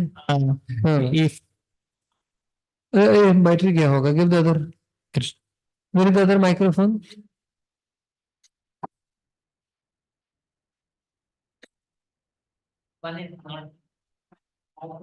If one is not understanding this, or if one is not having determination for this, understanding these natures of the world, attachments, and I'm not having determination to, so will that be a lacking in his efforts? No. Or in Bhakti is not dependent on this. Even if the person doesn't read anything about this, that person can perfect the life. Everything can come by mercy of Vaishnavas. One is blessed, one who serves the Dukhi was simply serving the Lord and the devotees, bringing Ganga water, keeping it there, just sincere service. And she received full blessing and mercy. What to speak of her? Even in the Vaishnava blessing, can even create Hunandra Pulinda Pulkasha, Abhir Shumbai Vanaka Sadaya, even dogs, dog eaters. Yeah, so all of them can be elevated when Can they we say not Krupa Siddha, sir? Surely we keep them. they take shelter of Even devotees. No, not Kripa Siddha. They take shelter of devotees and the process of devotional service. So the bhakti itself is very powerful. Yes, we have many conditioning. We take some aid and we can take advantage of aid and accelerate. But it's not. Krishna. Okay. Give this second one also. So still bhakti is not dependent on it. Bhakti is not dependent on any aid. You can take advantage of it if it is there, but it is not there. Bhakti alone is self-sufficient. If one goes on serving the instruction of Guru, everything else will come. Association of devotees, satisfy the devotees, everything else will come. One's determination to serve devotees. Everything will come. Can be preserved just by the Process of bhakti, by chanting the holy name, by serving deities. Navida bhakti, Panchang bhakti, sufficient. Yes, Samarpan Goprabhu. In similar topic, I'm apprehensive to ask, nevertheless, I will ask in this assembly of devotees. As we see these words, previous verses, which is quite strongly speaking about household life. And actually, if we see Prahlad Maharaj and all other sections of Bhagavatam, Pururava and Yayati and everywhere where, so they all actually underwent it and then they are speaking. Or Prahlad Maharaj is speaking and then entered, and he ideally left the life. So that we understand from Bhagavatam. When it comes to our preaching and inspiring people to take up to bhakti, so how do we use these sections when it comes to specifically speaking about, because when Sukadeva Goswami is speaking, he is not specifically speaking to certain category of people. So I was just trying to understand what is appropriate and what will be inappropriate when we kind of reveal these truths. No, basically, in due course of time, like if you sequentially Bhagavatam is being covered, you read and you read the purport. That itself is that itself is preaching. Those who are intelligent will get the message. So, but we understand that you can just describe that what is being discussed is for those who become attached to the household life. And attachment can take place in any in general ashram. Right? In general, that one can become materially attached. But there are greater chances in household life. So therefore, the warning is given that the attachment to the material world is a cause of misery. That's it. That's the main substance. And then, so therefore, how much you want to emphasize depends upon who are your audience also. Right? So therefore, we want to preach and speak as per the need of what will inspire the devotees to progress, basically. We have to consider all that. Who are our audience, what level they are at, and then how we want to present so that they can appreciate what is being described and take advantage and progress. You mean to say when we are like audience, so there are multiple audiences. There can be householder congregation, there can be the boys. So specifically asking, so balance when we are you balance the boys, for example. Now sometimes these things are emphasized. Is it appropriate? Because I am trying to understand through Bhagavatam, it doesn't appear to me like that. I am being honest. See, basically, among the boys, if those who are qualified to join ashram, then if you emphasize that aspect, then it is good for them. It's no harm. See, one thing is to kind of brainwash somebody. That is one thing. But it's sad that when a person is qualified for something, right? It's a qualified. You see, this person is qualified to, to take up, become a medical person. Then from the very beginning, that's how astrology. Encourage the person in that direction. That's one good use of astrology. See the astrological chart. That this person is have certain inclination and in that direction. Then you specifically inspire the person in that direction. So then you can selectively sometimes quote. So there is no harm. You're encouraging the person in that direction, and that person is qualified for that. So you're not going against that person's. But of course, multiple audience, you should not discourage others also. So balance basically. Right? So this person is encouraged in one's ashram where he's qualified for, but while the others also, you balance it, they also don't feel discouraged.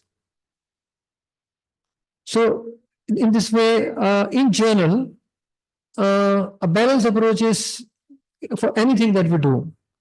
A balanced approach is good.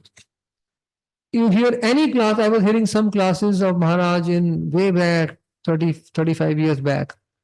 Whenever he emphasizes something, he balances it also. Right? So he balances it with the other aspect. Because, see, he said, Vishwanath Thakur says, scriptural statements are made, when person is speaking one verse here, they're made from one perspective. The balancing statements are there in other sections. So scripture is also balanced.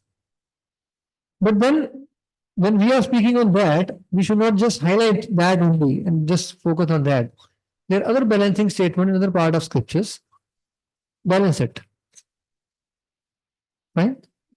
Good thing as Prabhupada was also asking that the main thing is association of devotees and practice of bhakti. Yes. This is a negative aspect actually, to be very specific about this. Speaking about the dangers and all. Yes, this can be helpful, therefore is there. But it's not that this is needed. It's not that this is must. Aid is aid. Our shelter is bhakti.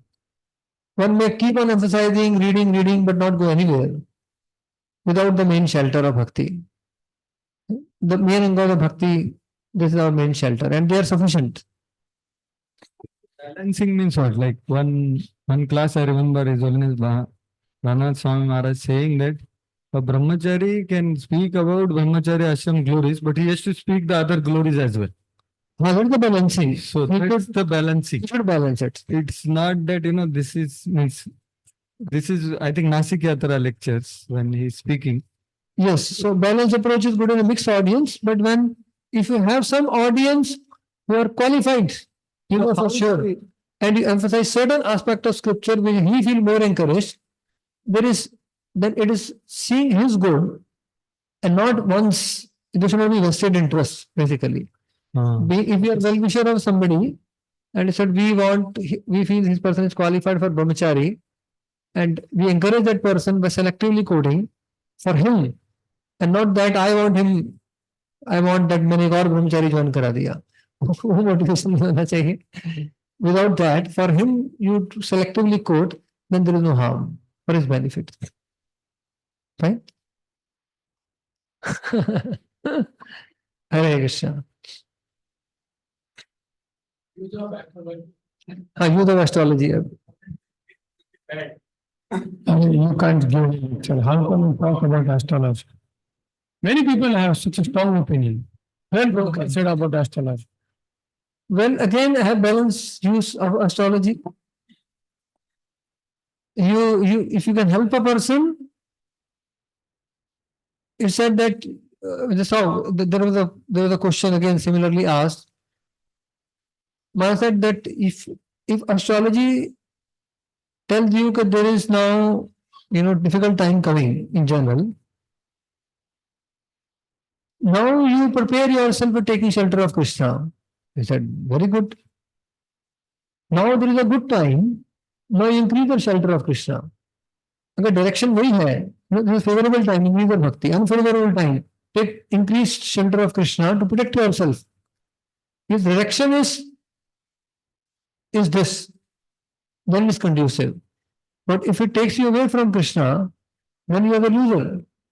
Even if you solve your temporary problem, you are ultimately the loser because it takes you away from Krishna. So therefore, ultimately, astrology should also encourage us to take shelter of Krishna. Right? So the direction should be clear. There's one book, question answer is Damodar Pr. He said it is no of astrology. So therefore, I think we should check it again because the opinion can change also. It's on question to question. Yeah. देखो ऐसा है. If you see, Prabhupada also balanced use of. Prabhupada never said astrology is bogus. He said it's a bona fide science, Prabhupada purpose and all that. And yes, there are cautions given at time. Like Desh Kal Patra, different instruction may come. Yeah. So generalized means the Siddhant is clear. Again, astrology is a bona fide science, but there are very few good practitioners. The bona fide science, if it can be used in a positive direction where we come closer to Krishna, it can be used. And if it's, yeah. So the science given by Krishna, therefore it is used. Yes. How can why Krishna will give the Jyotish and so the whole thing is to be used in a balanced way, mature way. Then there is no harm of everything. But yes, there are devotees who may be distracted by that. There are many cases of that also. They become severely distracted. So those has to be cautions have to be understood. Right? But still the science is because sometimes people will only take one side. Astrology. Yeah, no. The astrology is the aid only. And of course, Srila Bhaktivedanta Thakur, who was a greater astrologer, if his calculation and advice of Bhaktivedanta Thakur would contradict, he would give greater weightage to the advice of his father, who was his well-wisher, his guide, his spiritual master, that way. So the greater weightage, our faith should be more invested in bhakti and power of, association, power of the higher guidance than in astrology. That should be clear. And that is very well written. The Bhaktivedanta Thakur, though great astrologer, if there is any contradiction would advise of Bhaktivedanta Thakur in astrology, first weightage is given to Bhaktivedanta Thakur's advice. But he himself saw someone's hand. Out of ashram. नहीं वो hand को फिर उससे ये भी देखा कि इसका व्यवहार भी वैसा ही है. तो मैच किया. You should understand both. If you would see that this person can astrology contradict कर रही है, पर this person is sincere, भक्त association can take care of this, right? So then he will not. But देख रहे कि already astrology भी बोल रही है और इसका वैसे भी मौका डोल रही है. तो मेरा डूबने से पहले तुम मेरा be better situated. So both are there. Okay हम थोड़ा डाइग्रेशन ले रहे हैं टॉपिक में. चलो ठीक है. आप लोग के प्रसन्नता के लिए.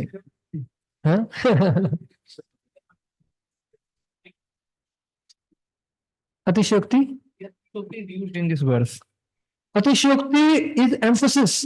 अतिशयोक्ति के दो मीनिंग है मैंने बोला. Is exaggeration and emphasis. Over exaggeration and over emphasis. Here is overemphasis, and association of devotees is actually more power. Overemphasis in the sense कि भक्ति इतना प्रबल है, भक्तों का संग कि आ गया इफेक्ट, नहीं आ गया, ये ऐसा उसको ओवर एम्फोसाइज किया है. बट एक्चुअली भक्तों का संग में उससे ज्यादा पावर है. You can not sufficiently emphasise.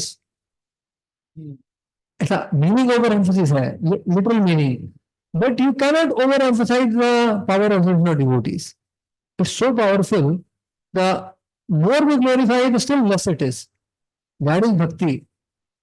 You cannot overemphasize the power of mercy. भगवान की कृपा का क्या बल है? You cannot overemphasize because it is more powerful than what we can conceive of. One thing, like when we hear here, like miseries go away, but we hear in our Bhakti Tattva that Klesagni comes after Nishtha. It comes after Nishtha. So then below that Anant Nivritti, the devotee has to go through the misery also, practice. ये क्लेशाग्नि कहाँ पे है? निष्ठा के बाद? नहीं है. पहले ही है. it completes Prabhuji there only. Means it does not go. शुरू के ही सिम्टम में है ना भक्ति रसामृत सिंधु में क्या शुभदा क्लेश नहीं, Klesha Agni also it finish, means the devotee becomes free from misery after there because it comes to know ऐसा that है this body. yeah with the practice kleshagni comes. It is said it's just like you begin eating and your hunger starts going. आप पहला निवाला लिया तो थोड़ा hunger निकल गया और थोड़ा नरिशमेंट आ गया, राइट. पूरा हंगर पूरा नरिशमेंट धीरे टाइम लगेगा, बट यू स्टार्ट ईटिंग भक्ति, the kleshagni, the kleshas are going away just like the hunger is going away. That's why I'm asking because many devotees when they practice they feel some problems or they have acute problem, so then they take the aids as to solution. Like you said, na, like somebody has some problem, he goes to doctor. He should not come to spiritual master. In the similar way, they go to take the those problems are problems of the body and the mind, but worship of demigods, worship of the demigod goes against worship of demigod as independent controllers and as independent, that they will help me, but Krishna cannot help me. That goes against Ananya Bhakti, that act. So it is not same as approaching doctor. If you equate approaching a doctor, whether a physical doctor or a mental doctor, we go for the problem of our body and mind. And similarly we go to Devata. संबंध में से इसको extend किया, उधर अनन्य भक्ति contradict हो गया, वो आपका प्योर डिवोशन सर्विस से बाहर आ गया, और वो जो साइन है वो शुद्ध भक्ति के हैं, क्लेशाग्नि. So the approaching demigods or material solution is going outside of pure devotional service. Not the same. Becomes free from adhyatmik, adi bhautik, adi devik, all kleshas becomes free from. I'm asking this thing because किससे means immediately by practice of bhakti. It begins. It begins and it completes at the after Nishtha it completes, Guruji. Yeah, again, if you see the nature of the problems are going away, it gives relief, no doubt. But the devotees at different stages they suffer, different problems. And there's a different, why the devotees suffer is a different, altogether different analysis. Right? When a person has Shraddha in Ananya Bhakti, Shraddha, ke Ananya Bhakti means Krishna is my goal, Bhakti alone is my process. Right? Krishna alone is my goal, Bhakti alone is my process, not going to Devata or anything else. Ananya Bhakti mein Shraddha aate hi, a person, Krishna removes the karma part. So the suffering of a person who has Shraddha, Ado Shraddha, beginning, आपने शुद्ध भक्ति का practice begin किया तो आपका कर्म हट गया साइड में, फिर कृष्णा के हाथ में आ गया खेल पूरा, फिर आगे का डायनेमिक्स अलग शुरू हो गया. वो जो भक्तों का सफरिंग है वो that is in Krishna's hand now. So उसमें भी क्या है, Krishna gives the semblance of devotees karma, therefore the astrologers can predict. It is only semblance of karma. It is not, मतलब भगवान ही दे रहे हैं, ऐसा लग रहा है कि कर्म आ रहा है, नहीं, उनके हाथ में है. इसलिए वो थोड़ा कम खोलते हैं, ज्यादा खोलते हैं, और ज्यादा भी खोल सकते हैं. जो कर्मा ने लिखा है उससे ज्यादा भी आ सकता है, बहुत कम भी आ सकता है. इधर वे भगवान ने अपने हाथ में ले लिया है. तो दूसरा, जब कुछ अपराध कर बैठे हैं तो थोड़ा शुद्धिकरण के लिए ये खोल देते हैं, वो अलग डायनेमिक्स आ गया भक्तों के जीवन में. फिर शुद्ध भक्तों को जिनके अपराध है ही नहीं, वो नहीं है, उनके लिए जो सफरिंग देते हैं उसका अलग कारण है, टोटली डिफरेंट है. So therefore after a person has Shraddha and pure bhakti, his suffering is totally different dynamics. Basically, Krishna has taken all away his karma already, but only is purifying him so that we have heard like he should not become proud or should not commit offenses. It's not, takes the control of the karma. The suffering of devotee is not by karma. Correct. Just he at Shraddha and Shuddha Bhakti comes, karma is finished. Correct. Krishna has removed it, but now it's the hand of Krishna to purify the anarthas. So therefore, I'm asking, and the aparadhas. This is the way to understand the miseries of devotees. Not that their karmas are acting. No, already finished. Absolutely. Yeah. So it looks like karmas are acting. And a devotee out of humility thinks Tattenukampan susumukshmana bhunjan eva atmakritam vivakam. I am suffering the result of my karma. That is the perspective of devotee. But objectively speaking, श्रद्धा के level पे कृष्ण कर्म निकाल देते हैं. उन्होंने भक्ति में श्रद्धा आते ही कर्म साइकिल फिनिश, फिर भगवान के हाथ में है आगे. फिर हम मिस्टेक करते हैं, उसके लिए सफरिंग देते हैं भगवान. हम अपराध करते हैं, उसके लिए ज्यादा सफरिंग देते हैं. हमारे अनर्थ को निकालने के लिए सफरिंग देते हैं. ऑल दैट प्रॉब्ली है ना, it has semblance of Karma. It has semblance of Karma. तो जो भौतिक लोग हैं वो सोचते हैं कि देखो ये लोग ये कर्मा के चक्कर में ये सब क्या वैसे ही है सब, ऐसा समझ गए ना. So like that. Hare Krishna. I have one question. Okay, yes, sorry. Who is speaking? Sri Chaitanya Chandra Das. Sri Chaitanya Chandra Prabhu, बोलिए. This like you are telling about means in Ananya Bhakti, we going to doctor and taking medicine or going to psychiatrist, that is included. Only this demigod worship is against Ananya Bhakti. So I want to ask that medicine we can ask for the body, but this for some people have psychiatrist problem, some mental problem. So we say mantra means manastrayati iti mantra, and we have Maha Mantra. So it is exactly for the mind only, curing the mind. And these people who have mental problem, then why the Maha Mantra cannot cure that only? Why they have to go to psychiatrist? देखिए ऐसा है कि जो मनस्त्रायते मंत्रा, the mind is polluted with so many impressions, right? The mind is polluted with so many impressions, and you can say actually, yeah. So the wandering of the mind, you know, the wandering of the mind here and there will, when we try to focus the mind on the sound vibration, the mind will be tamed, right, by the Lord who is not different. Mind will be tamed and we'll be able to fix the mind on Krishna. So that's our spiritual practice.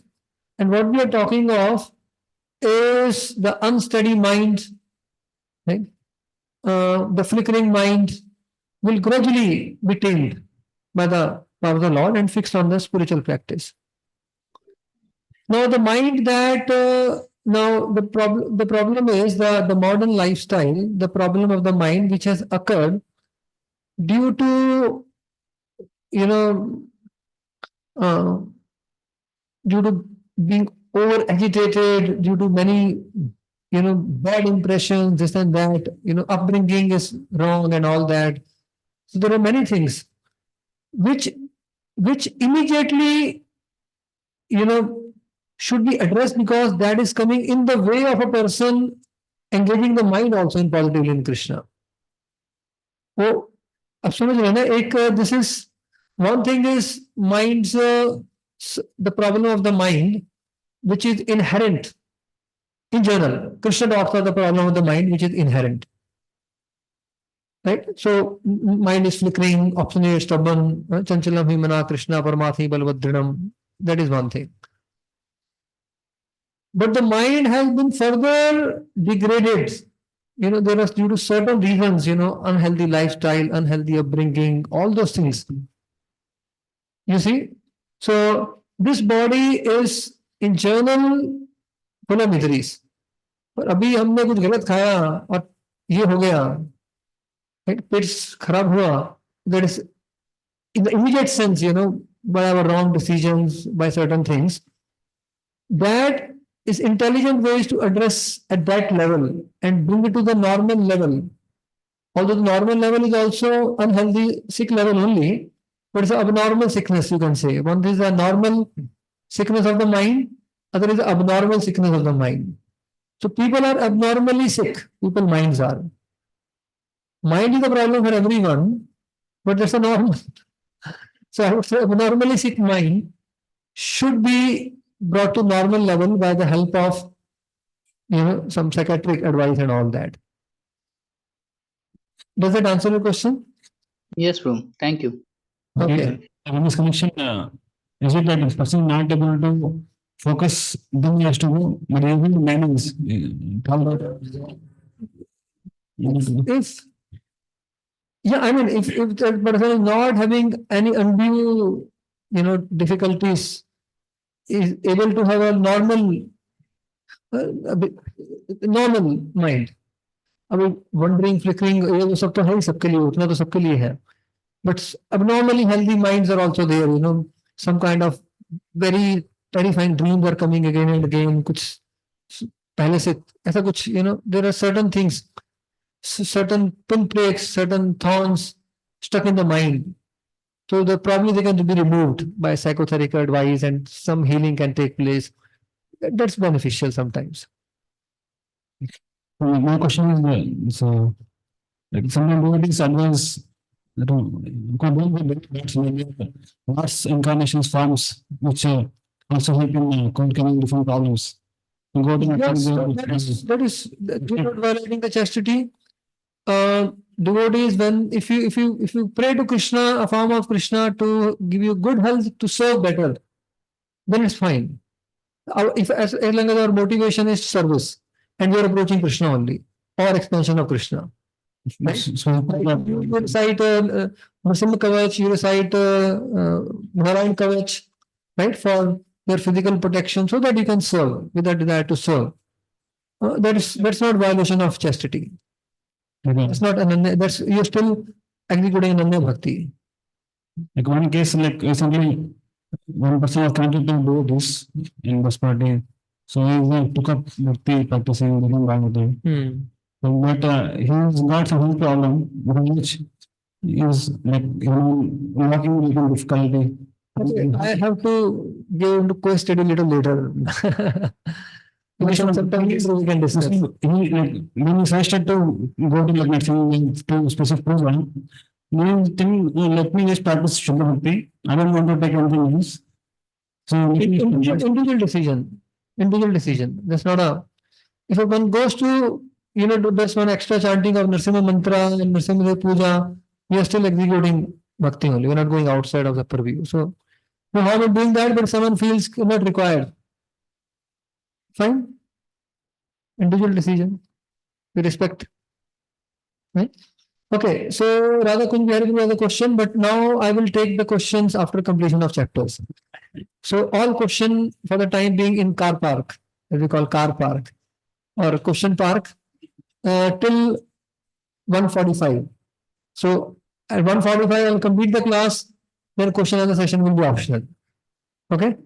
So please bear with me for another 20 minutes.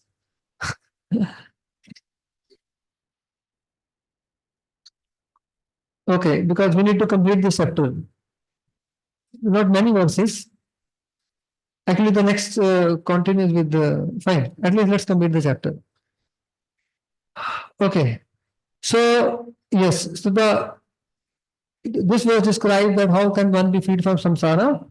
Said you come to the association, samsara is gone. Khanam. That's how powerful the activation of is. Sat sangamo yarhi tadaiva sadgato. Satsang will lead to sadgati. Satsang will lead to sadgati. What is that sadgati? That is the association of the Lord, or the Lord's shelter, which is the gati of the devotees. But Vishwanath Thakur says, sadgati means Krishna, whose shelter are the devotees. One thing is, satsang will lead to the shelter of the Lord, the shelter of the devotees. Sadgati means shelter of the devotees. So this satsang will lead to shelter of the devotees. Who the shelter of the devotees? The Lord. Vishwanath Thakur says, it will lead you to the Lord, who the shelter of the devotees. ये देखिए, एक अलग एक यहाँ पर twist दिया है यहाँ पे, तो बहुत सुंदर ये व्याख्या है. He says सदगति means जिनकी गति है भक्तों. So Krishna says, my devotees are my shelter. Where does Krishna says that? My devotees are my shelter. Huh? Sadhavo hridayam mahyam sadhuna hridayam tamaham. That means sadhus take shelter in me, but sadhus are my shelter also. Right? Madhyatanyate na janati naham te gyamanag. That is one place. Any other place? Any other place? Sadhus are my shelter. Lord Vishnu tells the Kumaras, but then he actually jokes with them. वहां पे थोड़ा सा उनके साथ joking करते हैं, थोड़ा सा टांग खींचते हैं. Okay, so Lord Chaitanya tells Ramananda Raya and Sarvabhauma Bhattacharya, अवश्य चली वधु कर सम्मति, तोमा दुहा विना मोह नहीं अन्य गति. He said, I have no other shelter other than the two of you. Therefore, you give me permission to go to Vrindavan. भगवान डायरेक्टली बोलते हैं कि सदगति तोमा दुहा बिना मोर नहीं अन्य गति, आपके बिना मेरी और कोई गति नहीं. I have no shelter. So Krishna feels my devotees are my shelter. ऐसा भगवान का ऐसा भाव है उनका.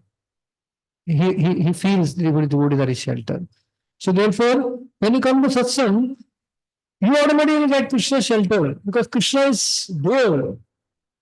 अरे भगवान उनको शेल्टर लेते हैं, उनके शेल्टर में कृष्ण का शेल्टर मिल गया ऑटोमेटिकली.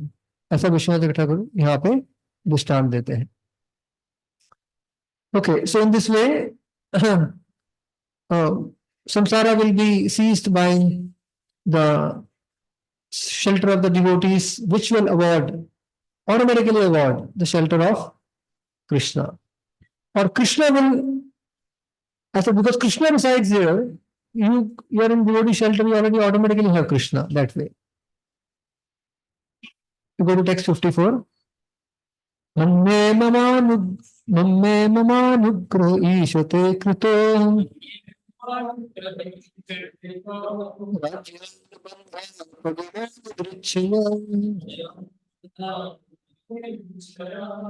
प्राप्यते साधुभिरेकचर्यया वनं विविक्षाभिरखण्डभूमिपै.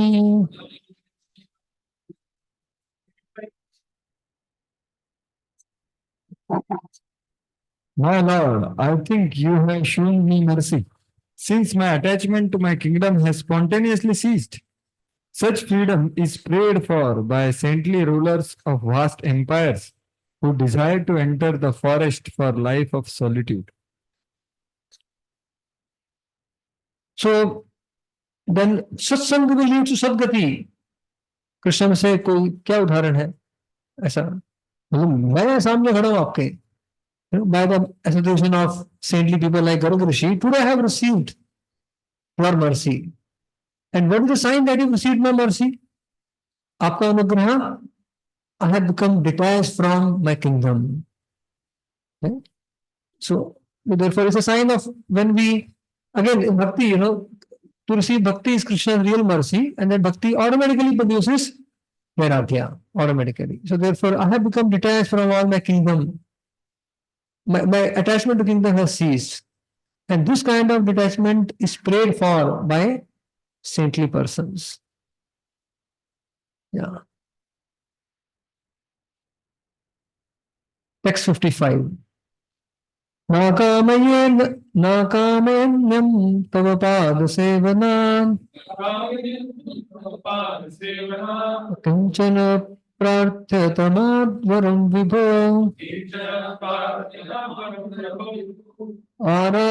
आराध्यकस्त्वां ह्यपवर्गदं हरे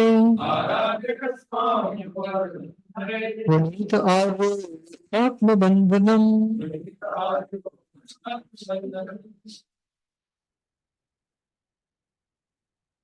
O powerful one, I desire no boon other than service to your lotus feet, the boon most eagerly sought by those free of material desire. O Hari, what enlightened person who worships you, the giver of liberation, would choose a boon that causes his own bondage? The Lord says, अरे स्तुति करे जा रहे हैं, वर तो मांगो. Lord has offered a benediction in the beginning. Instead of offering benediction, he started praising the Lord. Right? Condemning his situation, praising the Lord, saying that so much mercy you have given to me. Lord said, "Oh, but ask for a boon. You are only praising me." So what does he says? Na kamayanyam tadpada sevanad. I don't want anything else except service to your lotus feet. Service to your lotus feet. So, O Hari, what enlightened person who worship you, the giver of liberation, would choose a boon that causes his own bondage. So, basically, intelligent person, no intelligent person will choose a bone which causes bondage. That means those who are slightly intelligent, they will strive for liberation. Lord is therefore is apavarga, apavarga dham hare. Those who are slightly intelligent, they will choose for the liberation. But above liberation is Sadhya Bhakti. Above that is Prema Bhakti. Above that is Seva, Pada Seva. This is how Vishwanath Thakur says. So, material sense gratification is sought by most foolish. Intelligent people seek liberation. They are also not very intelligent, actually. Right? Those who take to sadhana bhakti, more intelligent. But those who look for the prema bhakti, right? Prema bhakti of the Lord. So one is sadhana bhakti, one is sadhya bhakti. And above sadhana bhakti is also, which is seva to a lotus feet. Because when the prema conflict with seva, Daruka chooses seva. Therefore, even if the devotee therefore says, I just want to serve a lotus feet. So they give higher preference to service than even to prema.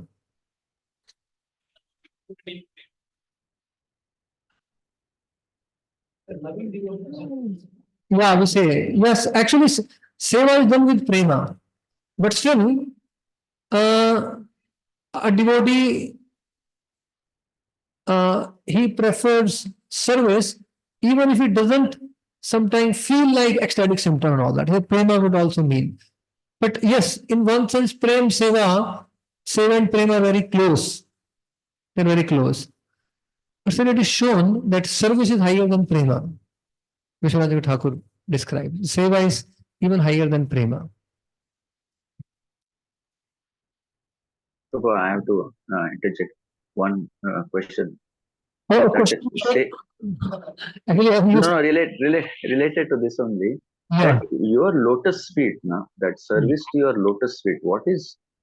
How do we understand it? I mean, why that lotus feet service to the lotus service to Vishnu, service to Krishna? Why that lotus feet is coming? Always I'm not understood. Okay, just a minute. So I'll quickly answer this question. हमेशा भगवान के चरण कमल को lotus feet से क्यों तुलना किया जाता है? So it is described that because the lotus represents auspiciousness, good fortune, purity, beauty, right? Because of the certain qualities which the lotus represents, therefore service to your lotus feet. That means when we serve your lotus feet, it will lead to all auspiciousness, all good fortune, all beauty, right? Transcendental beauty, all kind of benediction, right? And complete shelter. So as soon as we say lotus, this is understandable. Okay. So lotus also represents fragrance. That means one's life will also become fragrant, beautiful, auspicious, all good fortune, noting sign of good fortune also. So all that is included in service of Lord's lotus feet. The lotus feet, I mean, the feet has to be served or the person has to be served. Like how that's the main question. So lotus is understood, but why the feet only? Why can't we say serving the Lord? भगवान के चरण कमल की सेवा, उनके चरण कमल है, जो कमल है, उनके चरण कमल की सेवा से ये his lotus feet are source of all beauty, all shelter, all good fortune, all auspiciousness. इसलिए उसका तुलना लोटस से किया है. So when we say service to his lotus feet means service to him, but devotees are always taking shelter of his lotus feet, and that is a sign of devotees' humility. वो भगवान के चरण कमल में स्थित रहना चाहते हैं. Yes, Prabhu, this answers it. Humility. Yeah. Okay, so I think there are a few verses remaining. We'll complete. So therefore, he says, I don't want anything except पाद सेवा, तत्पाद सेवा। तस्माद् विसृज्य शिशुईश सर्वतो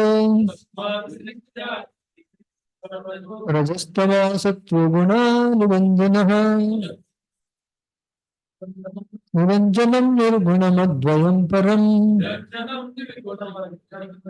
त्वां व्याप्तिमात्रं पुरुषं व्रजाम्यहम्।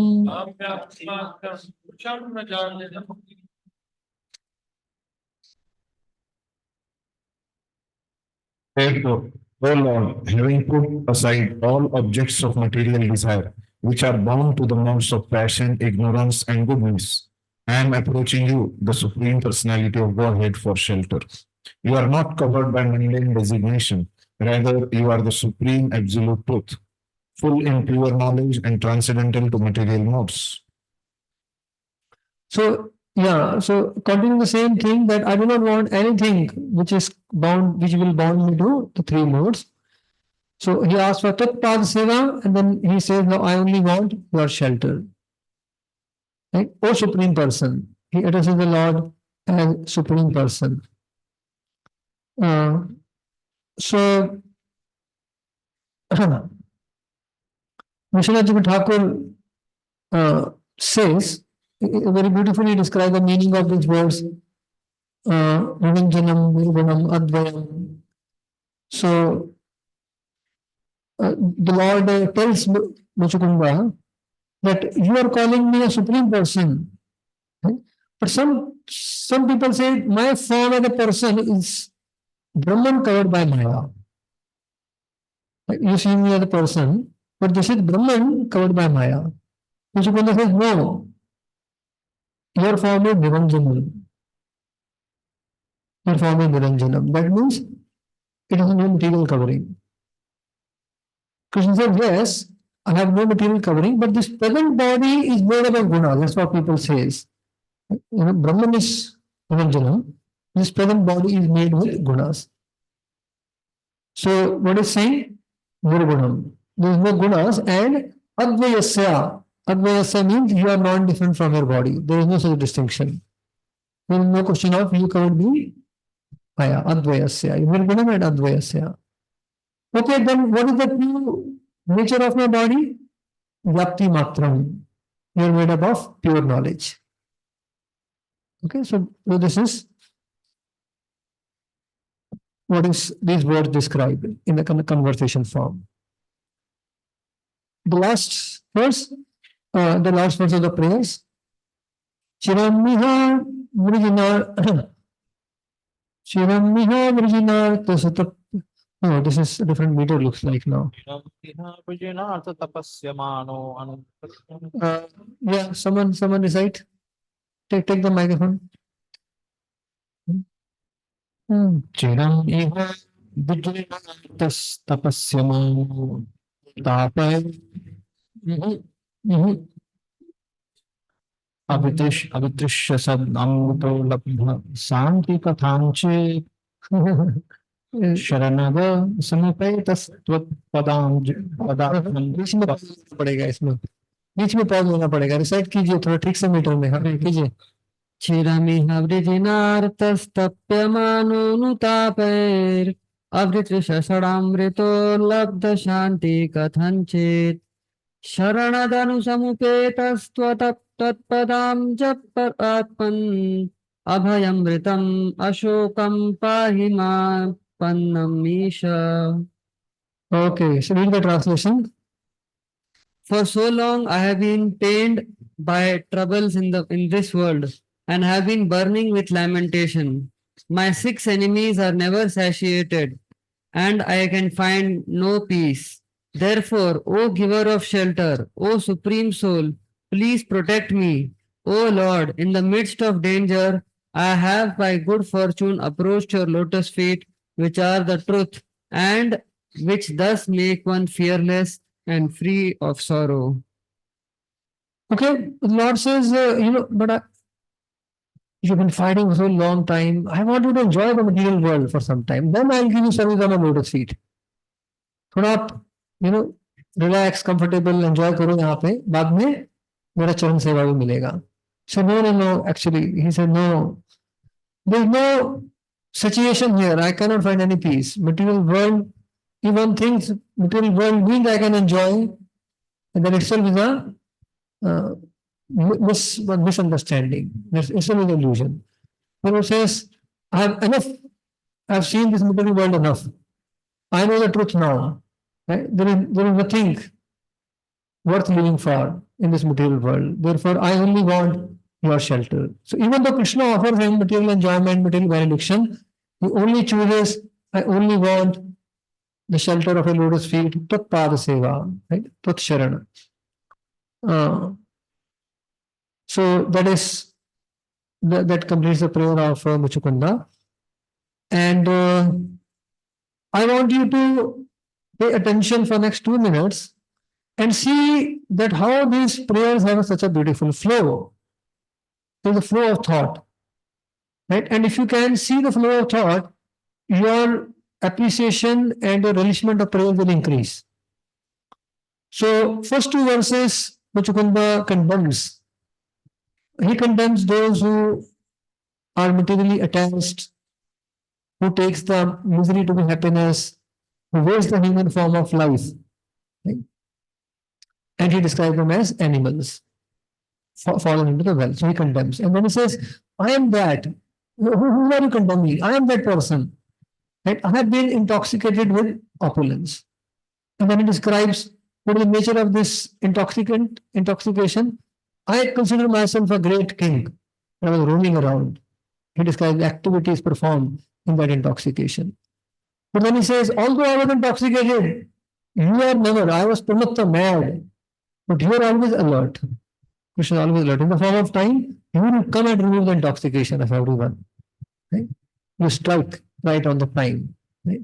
And then we discuss how the Lord removes, in the form of time, removes everyone's intoxication. And yeah. And then how the time removes intoxication is further described in text 50. That those who consider themselves to be great king, having great titles, finally, they will have the title of Krimivid Bhasma. Right? So the time will bring all the riches to ashes. Everyone's story. This is how time will deflate everyone's pride. And then, okay, time is going to deflate everyone's pride, etc. But as long as we are living, we are living nicely. Right? Life of sense gratification, not the harm in living nicely, even though everyone turned to ashes. He said, why, even while living, a materialistic person is only a plaything, he describes.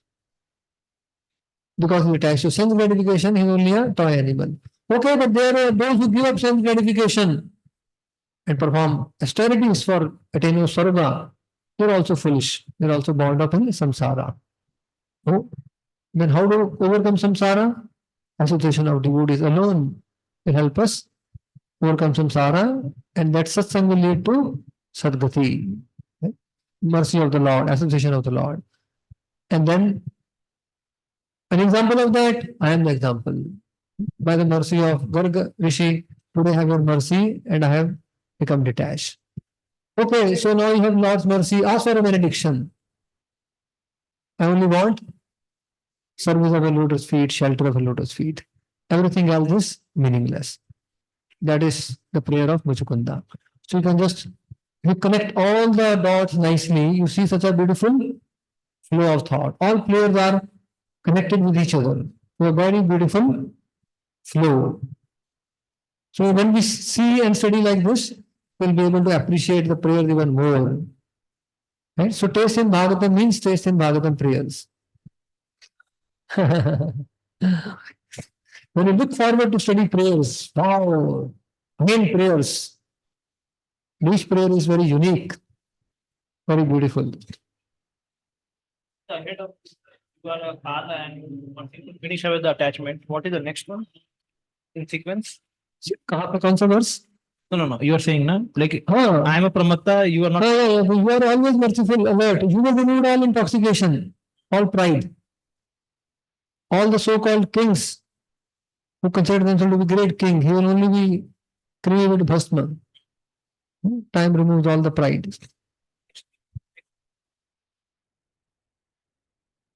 Yeah, and next is which verse we discussed? So person says, well, the time will remove all the designation, all the pride, but जब तक जियो शान से जियो, तो क्या शान से जियो, मेरी क्या शान है? Attached person only a plaything, toy in the hand of object of sense gratification, like that.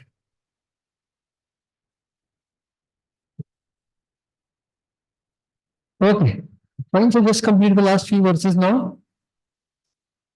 Only 2-3 verses are remaining. Read the translation. 58. The Supreme Lord said, O Emperor, great ruler, your mind is pure and potent. Though I enticed you with benedictions, your mind was not overcome by material desires. Okay, so the Lord praises that how your mind is Vimal or Jita. It is very pure and very potent. Understand that I enticed you with benedictions just to prove that you would not be deceived. The intelligence of my unalloyed devotees is never diverted by material blessings. Okay, so भगवान ने test दिया, उनको strength भी दिया test pass करने का और उनको डिस्टिंक्शन मार्क्स दे करके ग्लोरीफाई किया. Yes, 60. The minds of non-devotees who engage in such practices as pranayam are not fully cleansed of material desires. Thus, O king, material desires are again seen to arise in their minds. Okay, so other practitioners other than bhakti practitioners will not be able to cleanse their mind fully. Go ahead. Wander this earth at will, with your mind fixed on me. May you always possess such unfailing devotion for me. Okay, so go ahead. Because you followed the principles of a Kshatriya, you kill living beings while hunting and performing other duties. You must vanquish the sins thus incurred by carefully executing penances while remaining surrendered to me. O king, in your wait a minute. So what the Lord saying is here in 62. So now the Lord says, may you always possess such unfailing devotion, right? So Lord blesses him with pure devotional service. Now you wander the earth at will.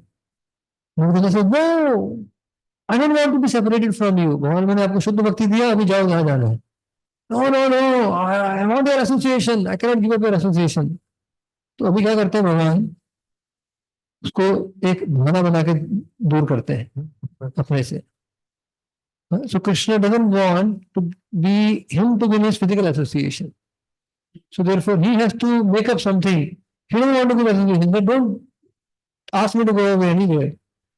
So what the Lord says, you have killed so many living entities, इतना लंबा fight किया, अभी थोड़ा प्रयास करो, उसका थोड़ा पश्चाताप करो. ऐसा भगवान ने एक बहाना बना के उनको एक टारगेट दे दिया, ऐसा कीजिए आप. And then also, so Vishwanath Thakur gives very beautiful insight. He says, noticing Muchukunda's anxiety when the Lord said, now you go away, the Lord said, in this incarnation, it is not suitable that he associate with me directly. Because he's, very tall and old also. He's not proper match for me. And if he has to fight the enemy also, like Shalva and others enemy, you see they are attacking me, he will simply push them within his hands like mosquitoes.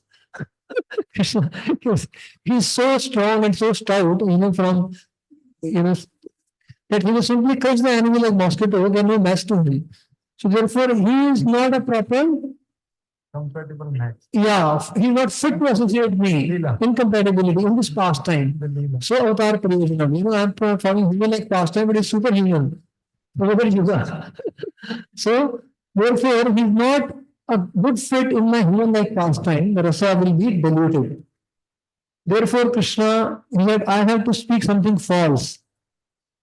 in order to separate him from me. Just a physical separation. So therefore Krishna makes up, you have to perform penances because you have killed so many living entities, but you will be my associate. Lord already given me paid devotional service, and then he says, the next verse, that in the future, in the next life, you will become excellent Brahmana, the great well-wisher of all creatures, and certainly come to me alone, and then you will attain my permanent association. That's how the Lord assures him. And you all yesterday said he came with Pumbalik, right? Okay, so we have now time for question answers. If you have a question, then you can raise your hand. And others feel absolutely free to leave and tend to your other services, right? So this is an optional session of question answers. Okay, so I'll just take one question here from Sundar Prabhu and then come back to others.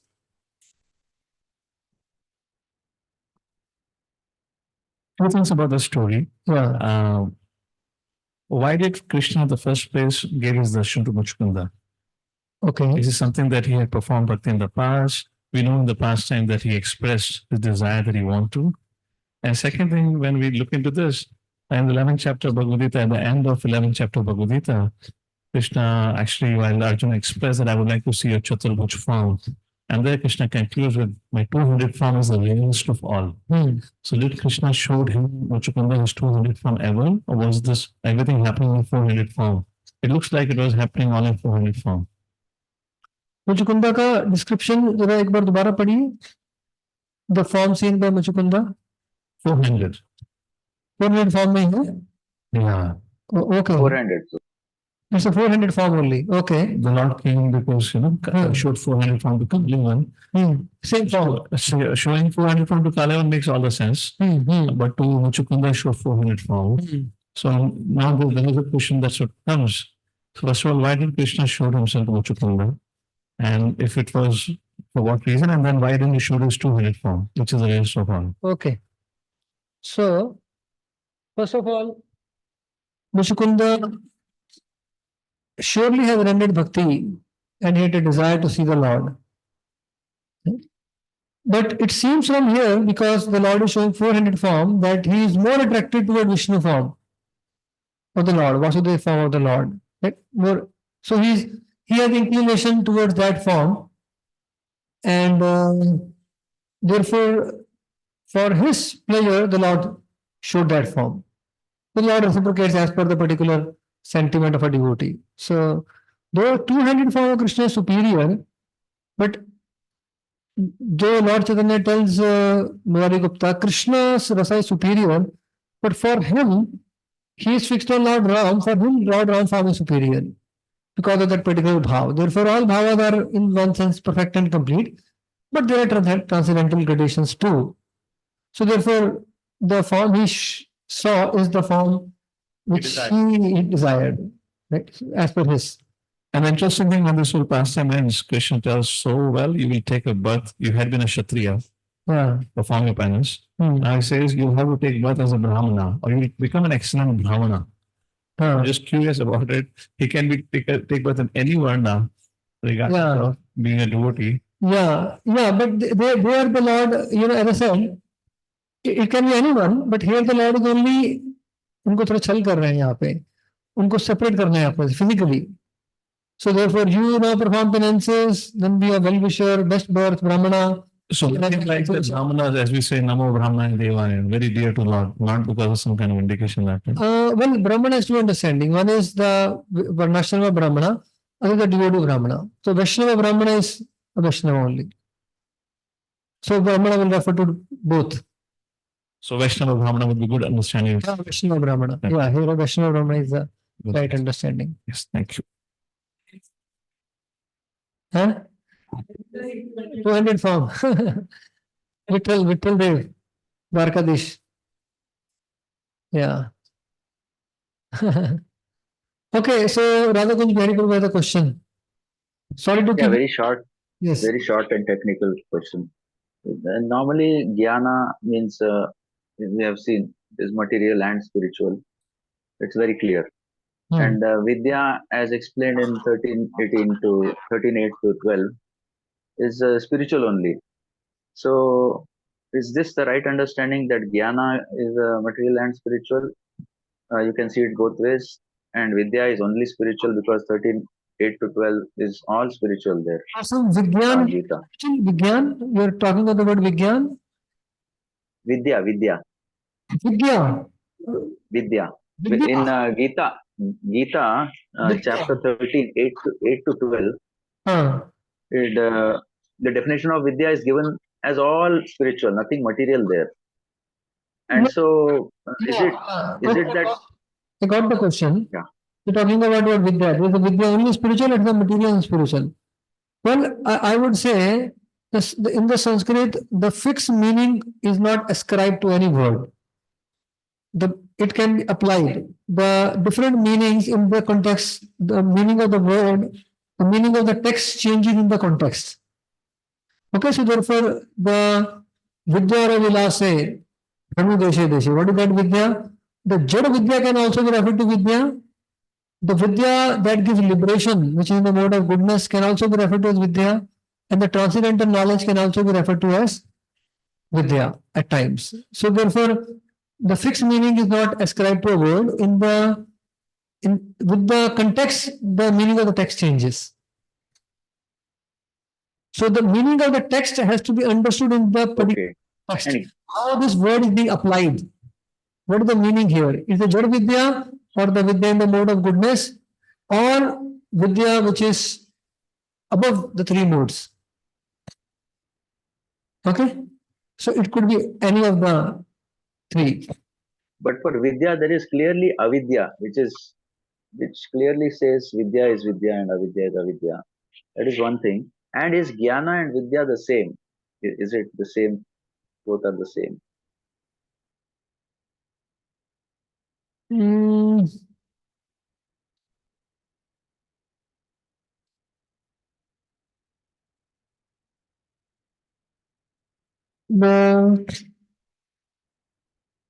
use the. I'll have to pay thought over there. If there's any subtle way they are applied in a different sense, I'll have to think about it. Maybe tomorrow I'll think if there is a Vidya and some certain differentiation over there. We can discuss that tomorrow. Fine? Okay. Hare Krishna. Okay, yes, Chaitanya Prasad Prabhu.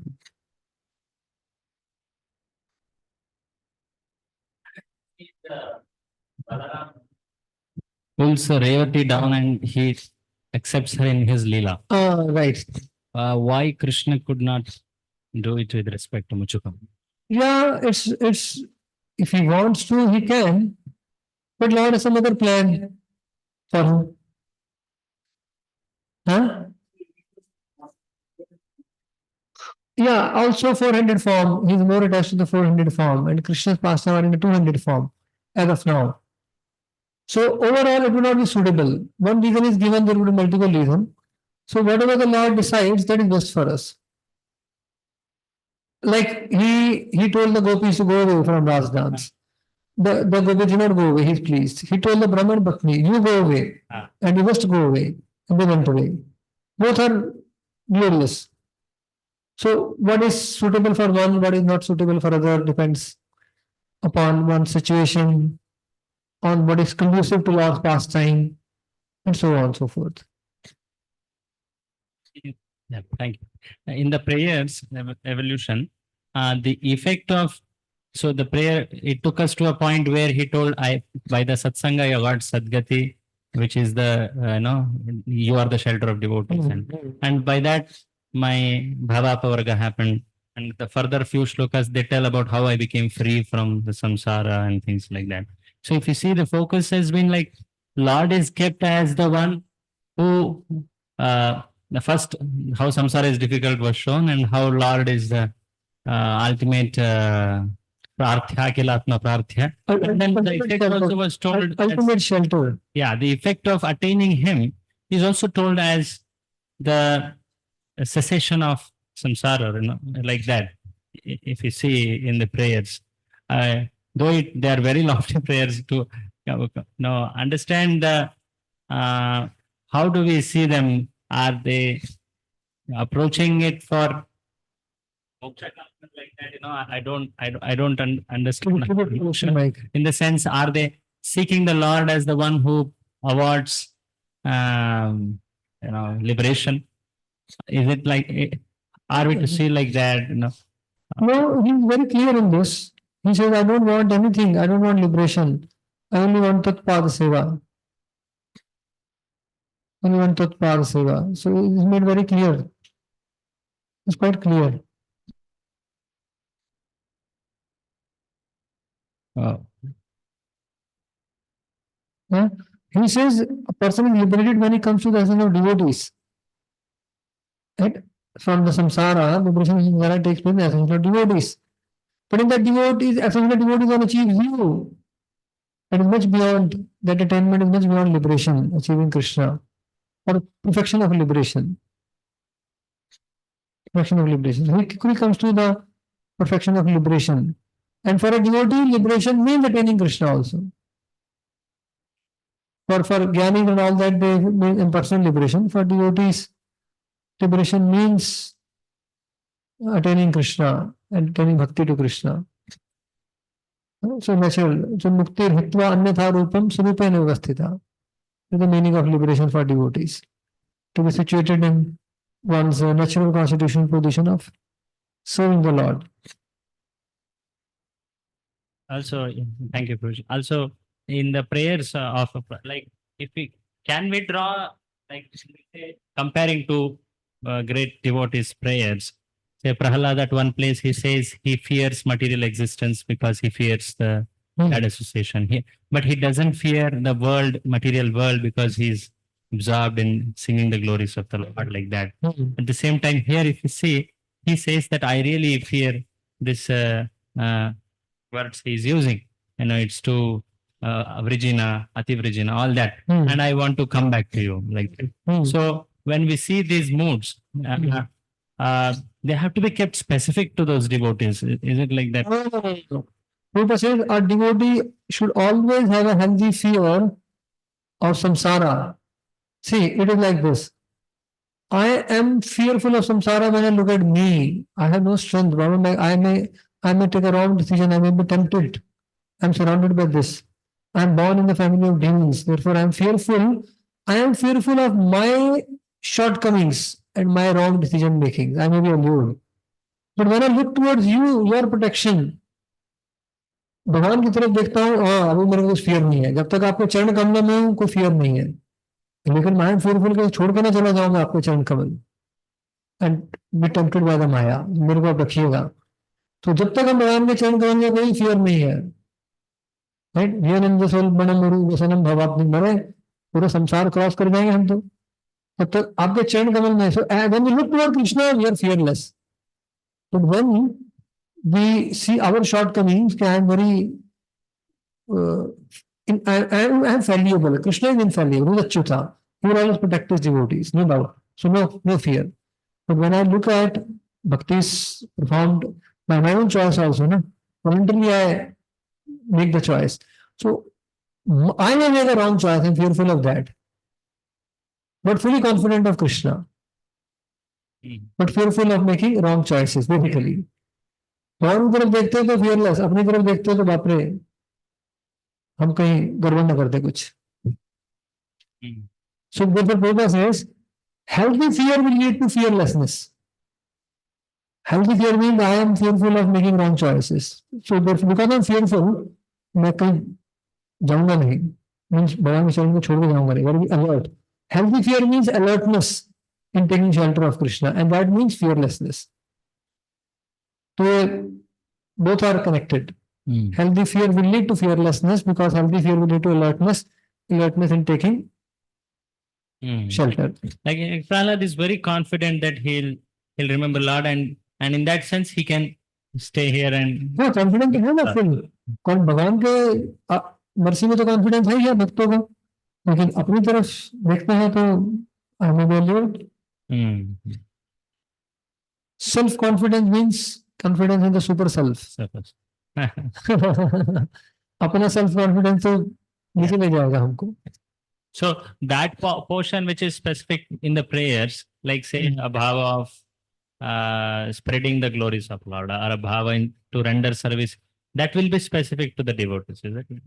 Like the general pure devotional service prayers are one.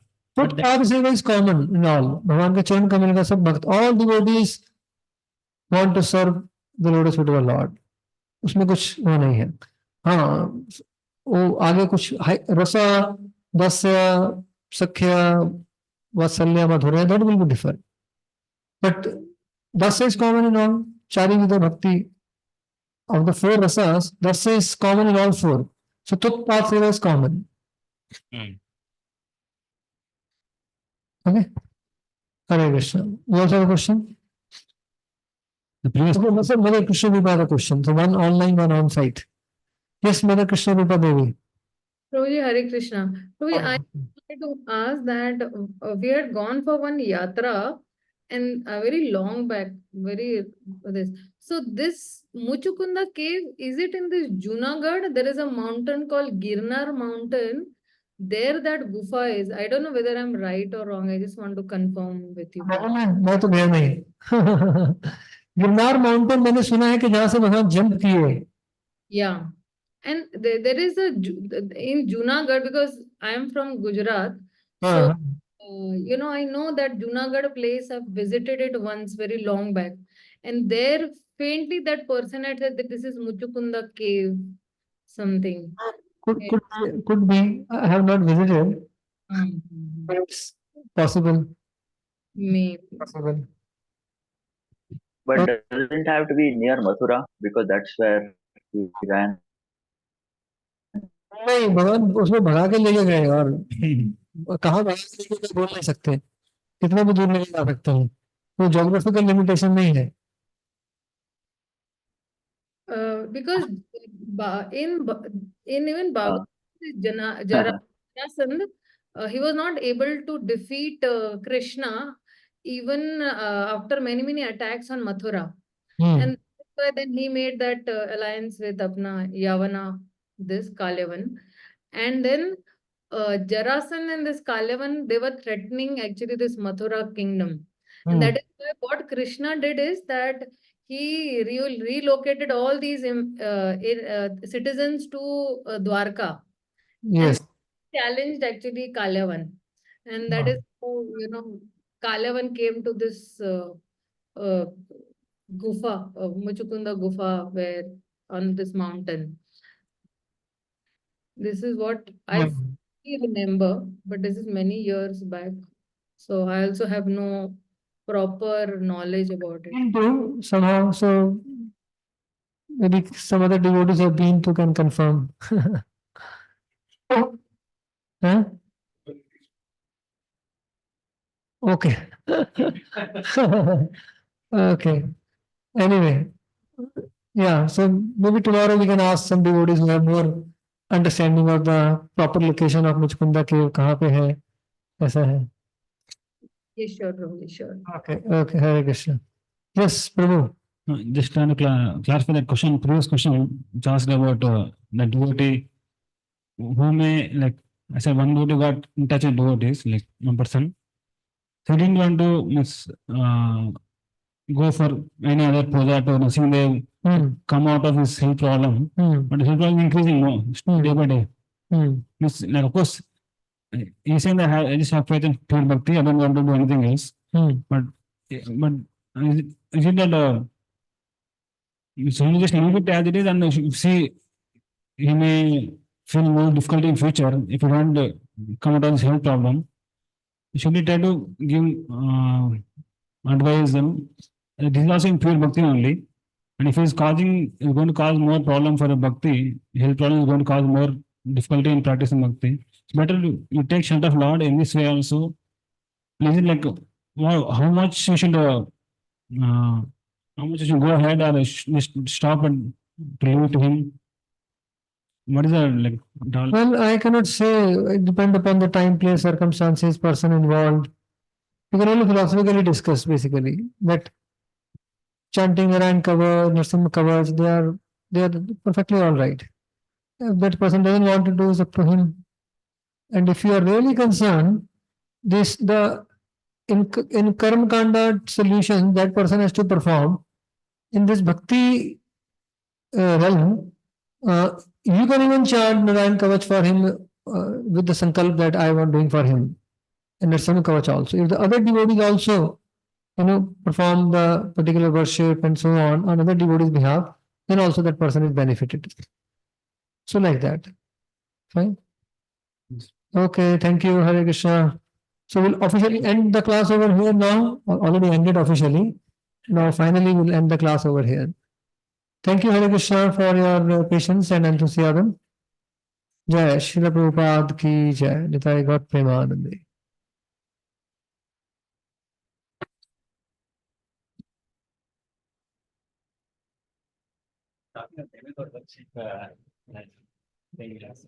Displacement of faith than just seeking a remedy. Contradiction of Ananya Bhakti. Yeah. God are There are some sampradayas which like Madhvas. They, no, they but advocate- दूसरा है.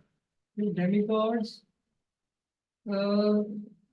are worshipped as part and parcel of the Lord. Especially as devotees. Mahadev is worshipped as Bhuveshwar Mahadev. Contradiction है ही नहीं. And Right? When you worship them as independent Lord for material solution, not other. Yeah, when you worship them, Ananya contradiction है ना? Ananya Bhakti Shuddha Bhakti क्या है? Krishna alone. Krishna alone. Bhakti alone is the process. Bhakti alone is the process. Bhakti alone is the process. Krishna alone is my goal. Bhakti की definition. If you go to Devatas and ask for material benediction, right contradiction है. Ananya Bhakti का, Bhakti का. Representative समझ रहे तो कोई problem नहीं समझ के मांग क्या रहे फिर हम मांग हम गुड हेल्थी रहे हैं हमसे जाके मटेरियल सॉल्यूशन मांग रहे हैं तो भी कॉन्ट्रडिक्शन है. प्रभु ये देवी देवताओं को जब हम भक्ति कृष्ण भक्ति मांगते हैं is that a contradiction also?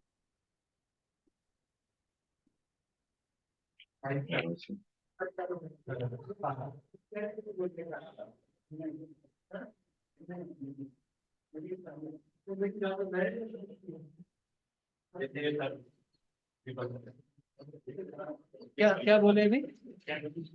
अरे बोल, what did you say? Prabhu, like say while while doing yoga we do these namaskaras and stuff like that, and I'm training, I have to teach yoga. So in that we have these ashta namaskaras, devatas and stuff, and then I teach that you finally ask them for buddhi, manaso, just so that you can reach the lotus feet of the Lord. So is that considered a violation of Shuddha Bhakti also, or is it okay? See, Like when you approach devatas for principally I have already discussed. If we worship the devatas for as independent Lord for material things, that is violation of Shuddha Bhakti. Now you see how. Correct. What But as you see the principle. Yeah, someone is seeking as dependent. Yes. We'll end the meeting over here. Yes, Prabhu.